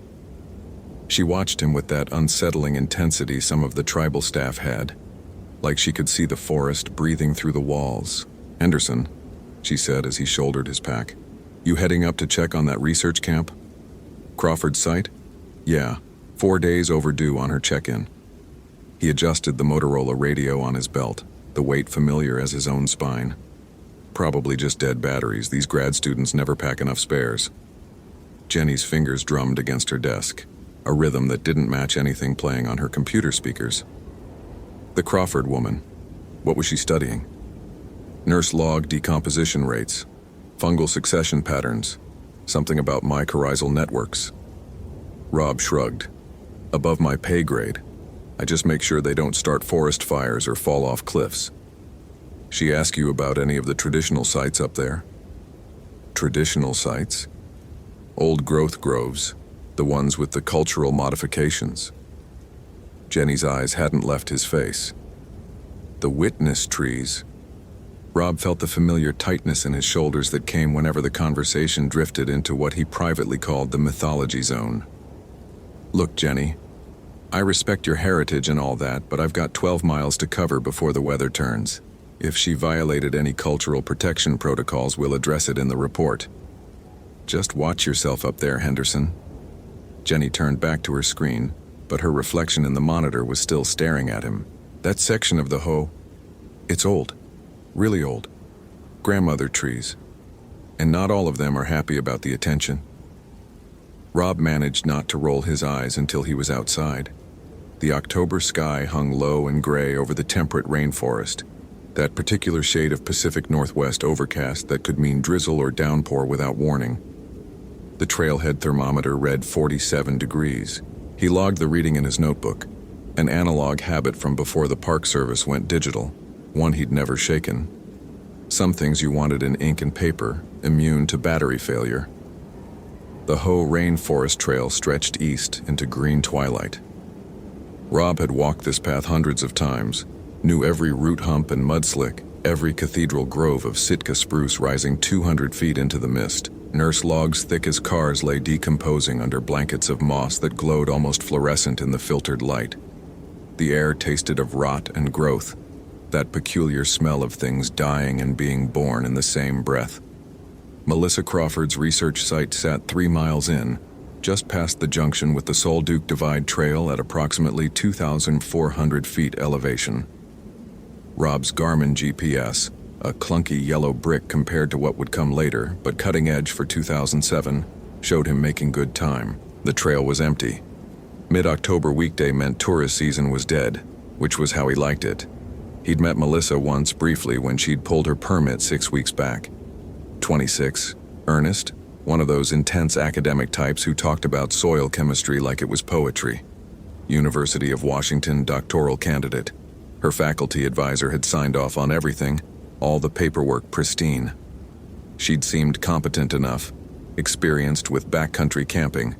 No red flags, but 4 days without contact, that was a red flag.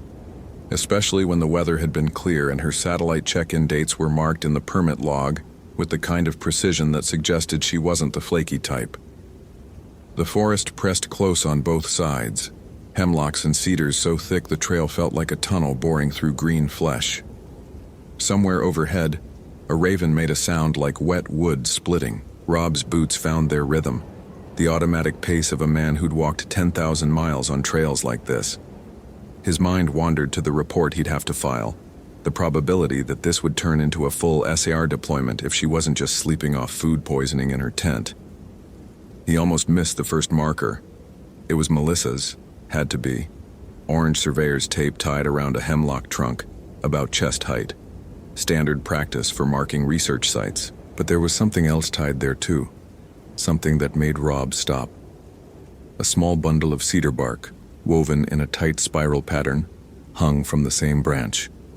The weaving was intricate, deliberate, fresh enough that the bark still had color. Rob touched it with one gloved finger. The bark was soft, almost damp, despite 3 days of dry weather. He left it and kept walking, but the rhythm of his stride had broken. More markers appeared over the next half mile, growing more frequent. Always orange tape, sometimes with coordinates written in Melissa's precise handwriting. But increasingly, other things appeared alongside them. More cedar bark bundles, arrangements of stones that looked too deliberate to be natural. At one point, a circle of moss had been carefully cleared from a nurse log, exposing the pale wood beneath in a pattern that resembled a handprint, a very large handprint. The research camp materialized around a bend like a set piece from an abandoned play. One orange dome tent sagging slightly, a blue tarp strung between trees covering a makeshift work area, plastic bins with weatherproof lids, a camp stove, a bare hang rope dangling empty from a high branch. No Melissa. Crawford. Rob's voice sounded wrong in the green silence, too loud and too flat at the same time. Melissa Crawford, this is Ranger Henderson. Are you in the area? Nothing answered except the forest's constant drip and whisper. Rob approached the tent with his hand resting unconsciously on his radio. The zipper was closed, the rain fly properly secured. He called out twice more before opening it. The sleeping bag was there, neatly arranged. A headlamp hung from the tent's ceiling loop. Spare batteries, protein bar wrappers, a paperback thriller with a bookmark halfway through. All normal. All wrong. Because she wouldn't have left this organized if she'd been here when something went bad. Under the tarp, her research station was more disturbing. The camp stove had a pot of something that might have been oatmeal, now fuzzy with mold. 4 days worth, maybe. A laptop sat closed on a plastic bin, solar charger cable still attached. Rob didn't touch it.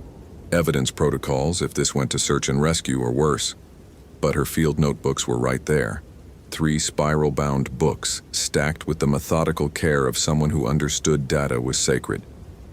He opened the top one. The first 40 pages were exactly what he'd expect. Detailed observations of fungal growth patterns, measurements of soil composition, hand-drawn diagrams of mycorrhizal networks with annotations in technical language that meant nothing to him. Her handwriting was small, precise, obsessively neat. Then around page 45, the handwriting changed. The observations were still there, but shorter, more fragmented. Between the scientific notes, other things appeared. Oct 7, something large moving through camp perimeter last night. No visual, nothing on the game camera, checked twice, but definitely something. Weight enough to snap deadfall. Didn't sound like elk. Oct 8, the humming, started around 2 a.m., very low frequency, almost subsonic. Felt it in my chest before I heard it. Lasted maybe 10 minutes. Nothing on the recording equipment. How is there nothing on the recording equipment? Oct 9, found all my plot markers rearranged. Not moved, rearranged. They're in a different pattern now, but still marking my exact research plots. Something is paying attention to what I'm doing. Rob's thumb rubbed unconsciously at the worn spot on his radio's talk button. This wasn't right. Environmental science PhDs didn't have psychotic breaks over forest sounds. Did they? He flipped forward. The entries grew stranger. Oct 10. It's testing me. I know how that sounds, but every time I set up a plot, every time I take a core sample, I find adjustments when I come back. Moss arranged in patterns, stones placed on my equipment, Once, one of my soil samples had been opened. The cap removed, the soil replaced with something else. Cedar bark, woven into a spiral. Below this, she'd drawn something.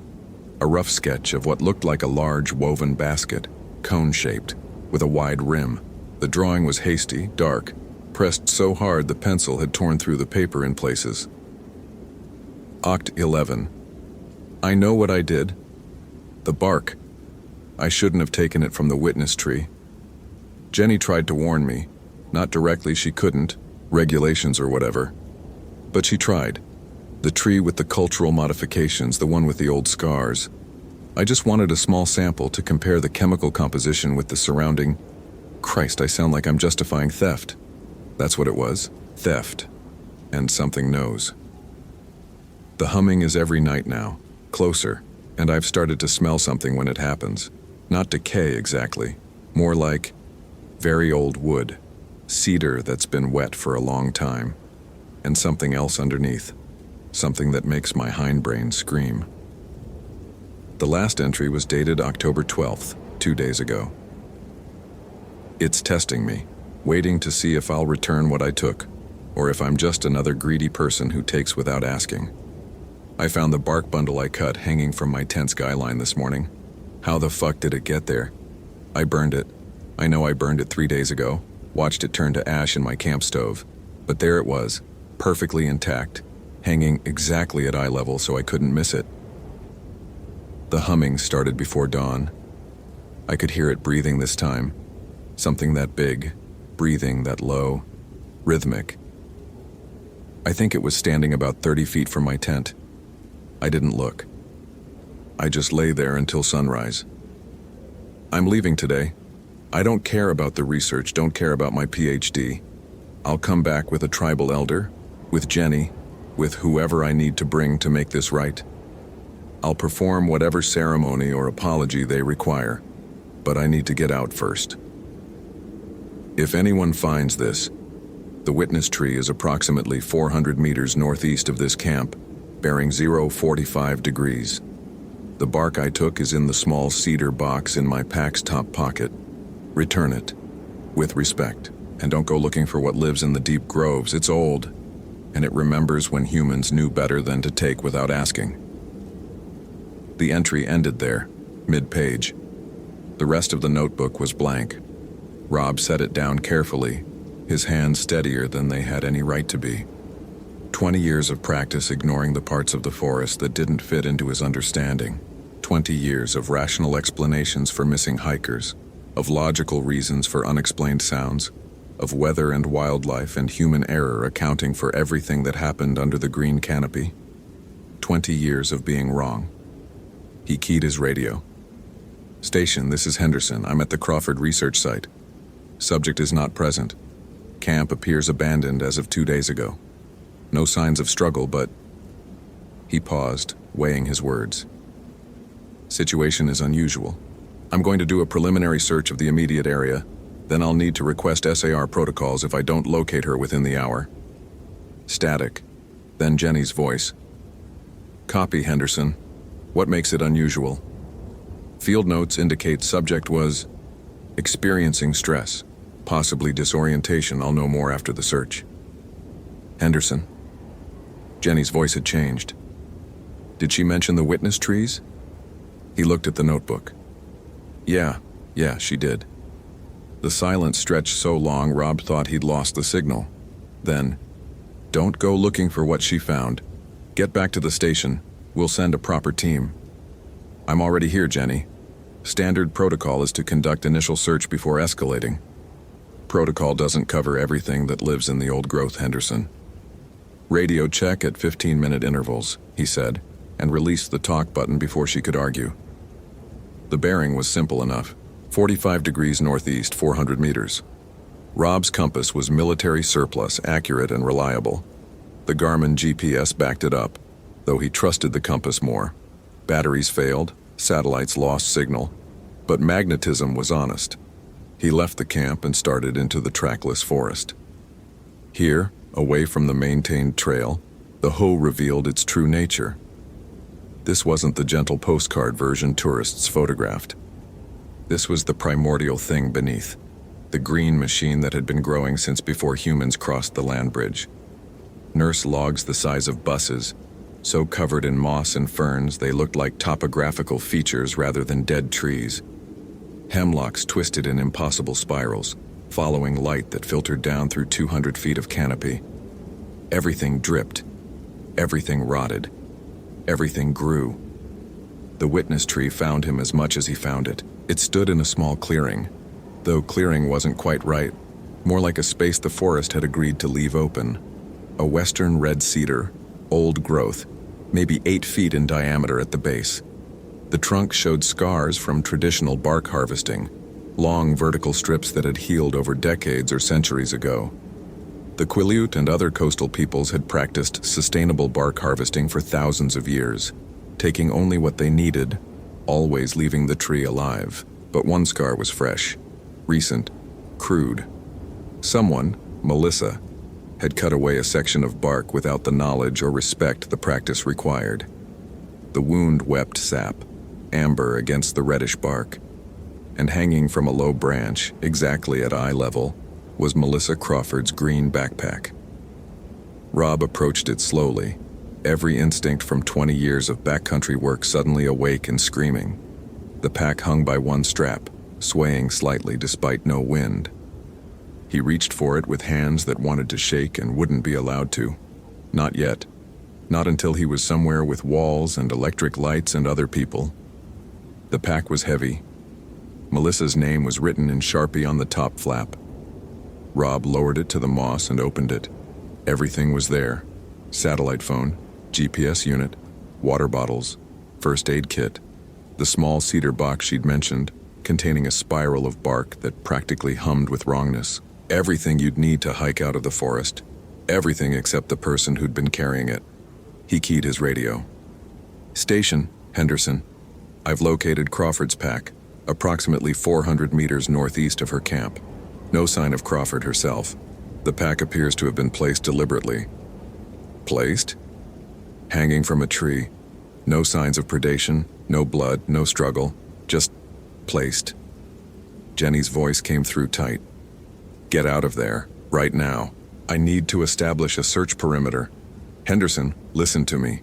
You're not going to find her by searching. She's gone. Gone where? Taken. That's the old word for it. Taken. When people violate the protocols, when they take without permission, without ceremony. Her voice fractured slightly. The forest has rules, Rob. Old rules. Older than the Park Service. Older than the United States. You break them, something comes to balance the accounts. Rob stared at the backpack, at the weeping wound in the cedar, at the green twilight pressing in on all sides. You're talking about folklore.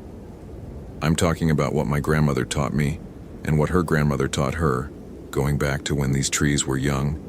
There are things in the old growth, Henderson. Protectors, punishers, the Sonoqua we call them. Basket women. They take the ones who take without asking. The word hung in the air between them like smoke. Sonoqua. Come back to the station, Jenny said. We'll do this right. We'll bring the elders, perform the proper ceremonies. Maybe we can negotiate for her return. Maybe. I can't just leave. The humming started then. It didn't come from any direction. It came from everywhere at once, a vibration so low it was more sensation than sound. Something felt in the bones before it reached the ears. The frequency made Rob's teeth ache, made his lungs feel compressed as though the air itself was being pushed out of the forest to make room for the sound. The radio squawked. Henderson? Henderson, do you hear that? Jesus Christ, I can hear it from here through the radio.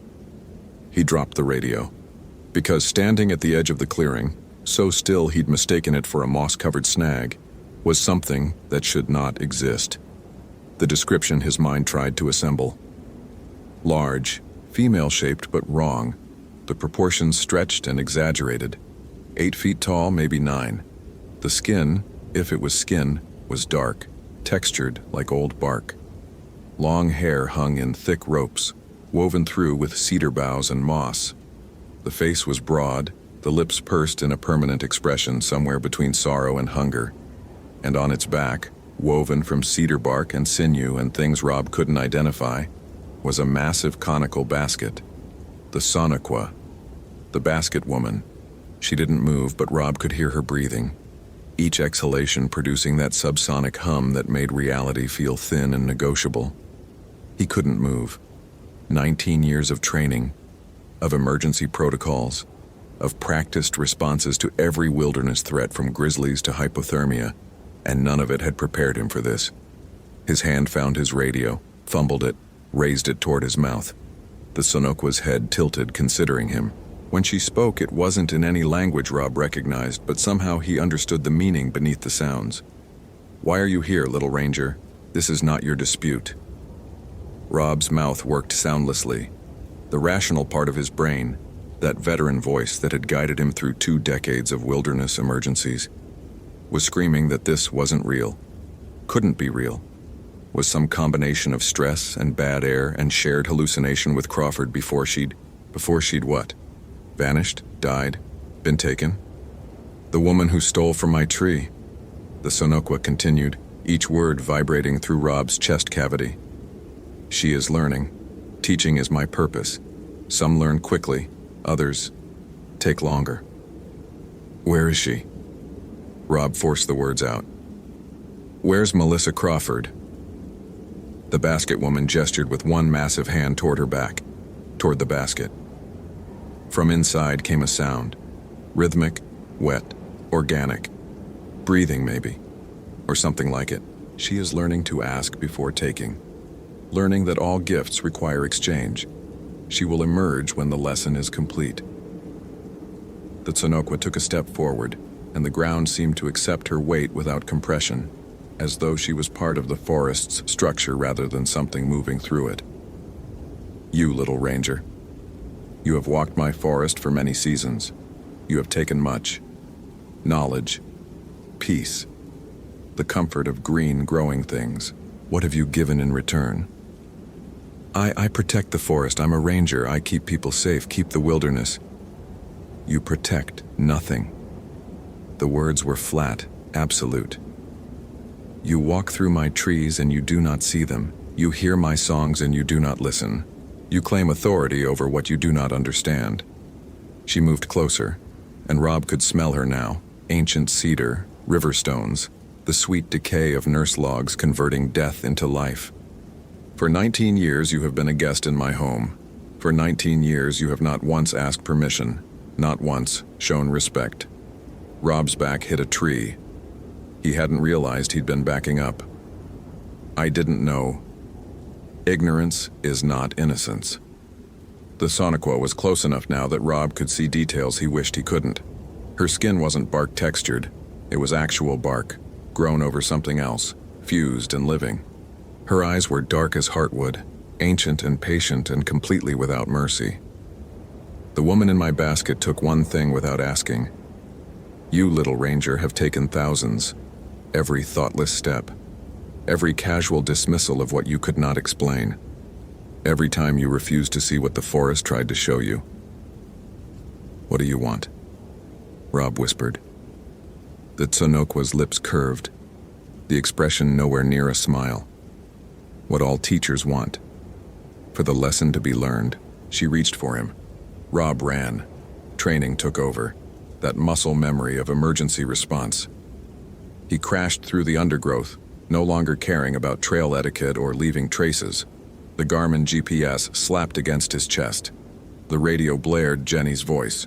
"Henderson, respond. Rob, get out of there. The elders are saying..." He didn't stop to listen. The humming followed him, that subsonic vibration that made his bones feel loose in his skin. Branches whipped his face. His boot caught on a root and he went down hard, tasting moss and blood. Behind him, something moved through the forest with the sound of wind through branches, though the air was perfectly still. Rob scrambled up and kept running, no longer sure which direction was out, which direction was deeper. The GPS was useless. The screen showed his position, but the map had gone strange, the topographical lines rearranging themselves in patterns that looked almost like writing. The humming grew louder, closer. He burst into another clearing and stopped, chest heaving. This space was different. deliberate. The moss had been cleared in concentric circles around a central point. Standing stones marked the cardinal directions, and in the center, half buried in the earth, was something that made Rob's gorge rise. A skeleton. Human. Old, the bones dark with age, but arranged carefully, ritualistically, with cedar boughs woven between the ribs and skull. This wasn't a burial. This was a warning, or a previous lesson. The humming stopped. In the sudden silence, Rob heard his own breathing, ragged and too fast. His radio was still squawking, but the words were garbled now, broken by static or distance or something else. He turned slowly, knowing what he'd see. The Sonoqua stood at the clearing's edge, patient as stone. "Do you understand yet, little ranger?"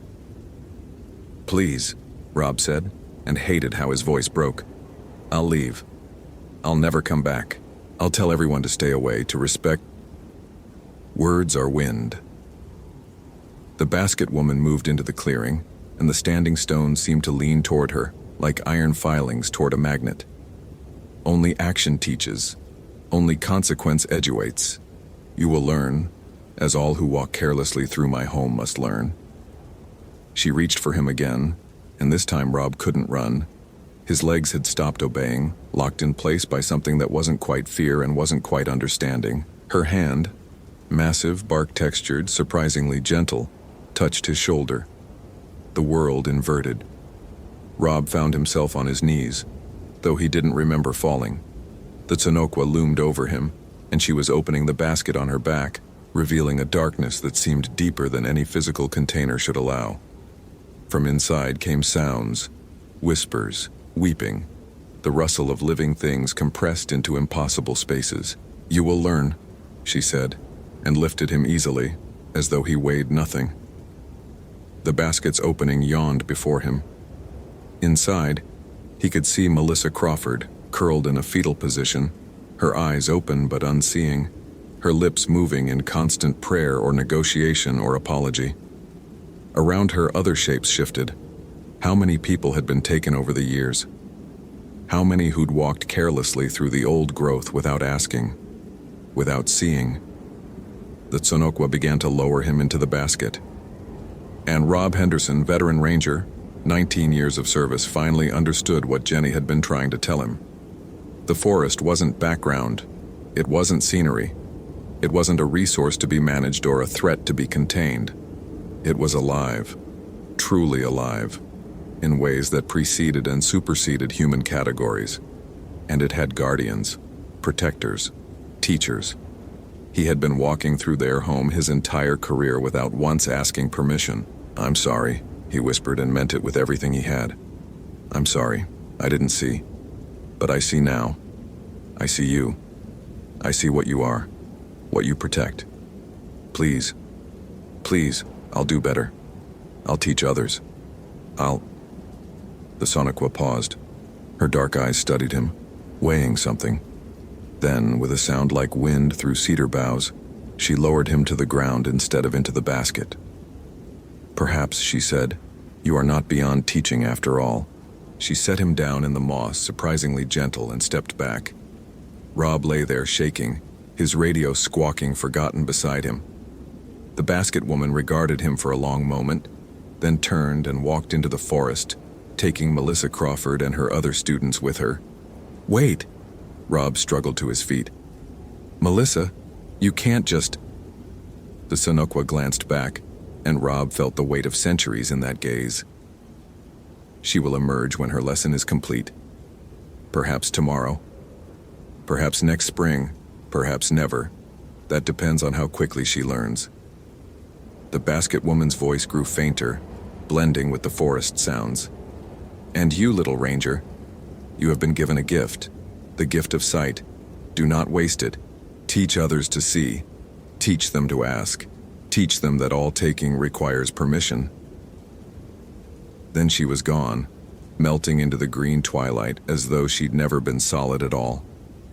Rob knelt in the moss for a long time, his hands pressed against the earth, feeling it breathe beneath his palms. Jenny's voice crackled through the radio, desperate and afraid. Slowly, carefully, he picked it up.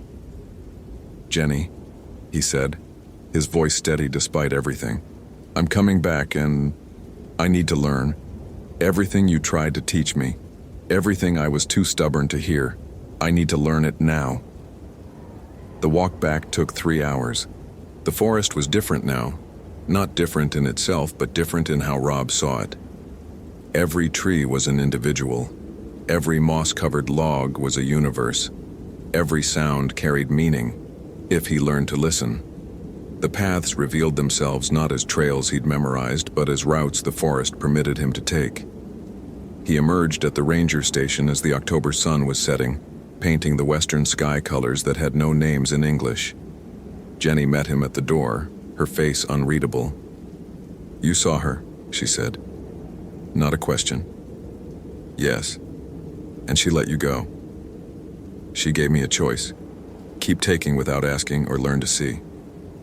Rob looked at his hands, still shaking slightly. "I chose to learn." Jenny studied him for a long moment, then nodded. "Then you'll come with me tomorrow, to meet the elders, to begin your real education." She paused. "Melissa Crawford?" "Being taught. The Sonoqua said she'd return when the lesson was complete." "Maybe she will. Maybe she won't." Jenny's expression was complicated. Sorrow and acceptance and something else. "That's not up to us. It never was." Rob filed his report that night, knowing even as he typed that he'd never submit the true version. Official record. Ranger Henderson conducted search for missing researcher Melissa Crawford. Subject's camp located. Personal effects recovered. No sign of subject herself. Recommend expanded SAR deployment with tribal consultation. Clean. Bureaucratic. Safe. The real report, the one he wrote in a paper notebook with permanent ink, was different. That one he'd share with the people who needed to know. The ones who understood that forests weren't empty spaces between towns, but sovereign territories with their own laws and enforcers. He didn't sleep that night. Every time he closed his eyes, he saw the Sonoqua's ancient gaze, felt the breath of the basket's darkness against his skin. But more than that, he saw Melissa Crawford's unseeing eyes, her lips moving in endless negotiation with forces that predated human language. A week later, hikers found her backpack hanging from a tree 3 miles from where Rob had discovered it. Then her tent, neatly folded, appeared overnight in the ranger station parking lot. Her research notebooks followed one at a time, showing up in impossible places. On the roof of the visitor center, floating in the Solduke River, balanced on top of a trailhead signpost. But Melissa herself never emerged. The official investigation concluded, missing, presumed dead in wilderness accident. Her parents held a memorial service in Seattle. The University of Washington archived her research. Life moved on, the way it does. Rob Henderson continued his patrols, but differently now. He walked slower, paying attention to what the forest was saying. He learned the names of individual trees, asked permission before entering sensitive areas, left offerings the way Jenny taught him. Tobacco, cedar, words of respect spoken aloud. He brought groups of tribal elders into the old growth, documented the traditional protocols, advocated for expanded cultural protections. Some of his colleagues thought he'd gone native, gotten too close to the mythology. A few whispered about stress-induced delusions. Rob didn't argue. He'd learned that some truths couldn't be explained, only experienced. On clear nights, when the moon was dark and the forest breathed its deepest, he sometimes heard the humming, that subsonic vibration that made reality feel negotiable. And occasionally, at the very edge of his vision, he'd see something moving between the ancient trees. Tall, dark, patient as stone. The Sonoqua was still there. Still teaching, still protecting her territory from those who took without asking. And Rob Henderson, veteran ranger, finally understood that his job wasn't to protect the forest from people. It was to protect people from their own ignorance of what lived in the deep places. Some nights, when the autumn wind moved through the hemlock branches in patterns that sounded almost like speech, he thought he heard Melissa Crawford's voice mixed in with the Sonoqua's breathing. Still learning, still negotiating, still paying the price for taking what wasn't freely given. He hoped she'd learned the lesson quickly. He hoped she'd emerge soon. But he knew, with the certainty of someone who'd looked into the basket's darkness, that hope wasn't the same as expectation. The forest kept its own time. The Sonoqua was patient, and some debts took longer than a human lifetime to repay. On the first anniversary of Melissa's disappearance, Rob returned to the witness tree. Something, had healed the bark wound with a patch of woven cedar, beautiful and intricate. Hanging from the branch where he'd found her backpack was a small bundle, wrapped in moss and tied with roots. He approached carefully, respectfully, speaking aloud. "I ask permission to see what you've left here. I come with respect." The forest's breathing paused, then resumed. Permission granted. Inside the bundle was Melissa Crawford's doctoral thesis, printed and bound, water-damaged but readable. The title, Mycorrhizal Communication Networks in Old-Growth Temperate Rainforests, a Study in Reciprocal Exchange. The irony was sharp enough to draw blood. Rob sat with his back against the witness tree until sunset, reading her research, understanding too late what she'd been trying to prove. That the forest was a network of constant communication, constant exchange, constant reciprocity. Take without giving, and the network noticed. The network responded. As darkness fell, he carefully rewrapped the thesis and placed it at the tree's base, along with tobacco and a quietly spoken prayer. Then he walked back through the twilight forest, seeing it as he should have seen it 20 years ago. Not as scenery or resources or jurisdiction, but as home to beings far older and wiser than himself. The Sonoqua watched him go, silent as stone, patient as trees. She had taught her lesson well. Whether Melissa Crawford would emerge to benefit from her own education remained to be seen. But Rob Henderson carried the teaching with him, passing it to anyone who would listen. Ask before taking. See what you look at. Respect what you don't understand. Because the old growth remembers, and it keeps accounts. And somewhere in the deep forest, in a basket woven from cedar and consequence, students learn the hard way that all gifts require exchange. All taking demands permission. And ignorance is not the same as innocence. The forest protects itself. It always has. Rob Henderson had finally learned to see. Hope you felt genuine terror. If you appreciate authentic horror rooted in real folklore, consider following for more stories. Which moment scared you most? Share your theory about what happened to Melissa.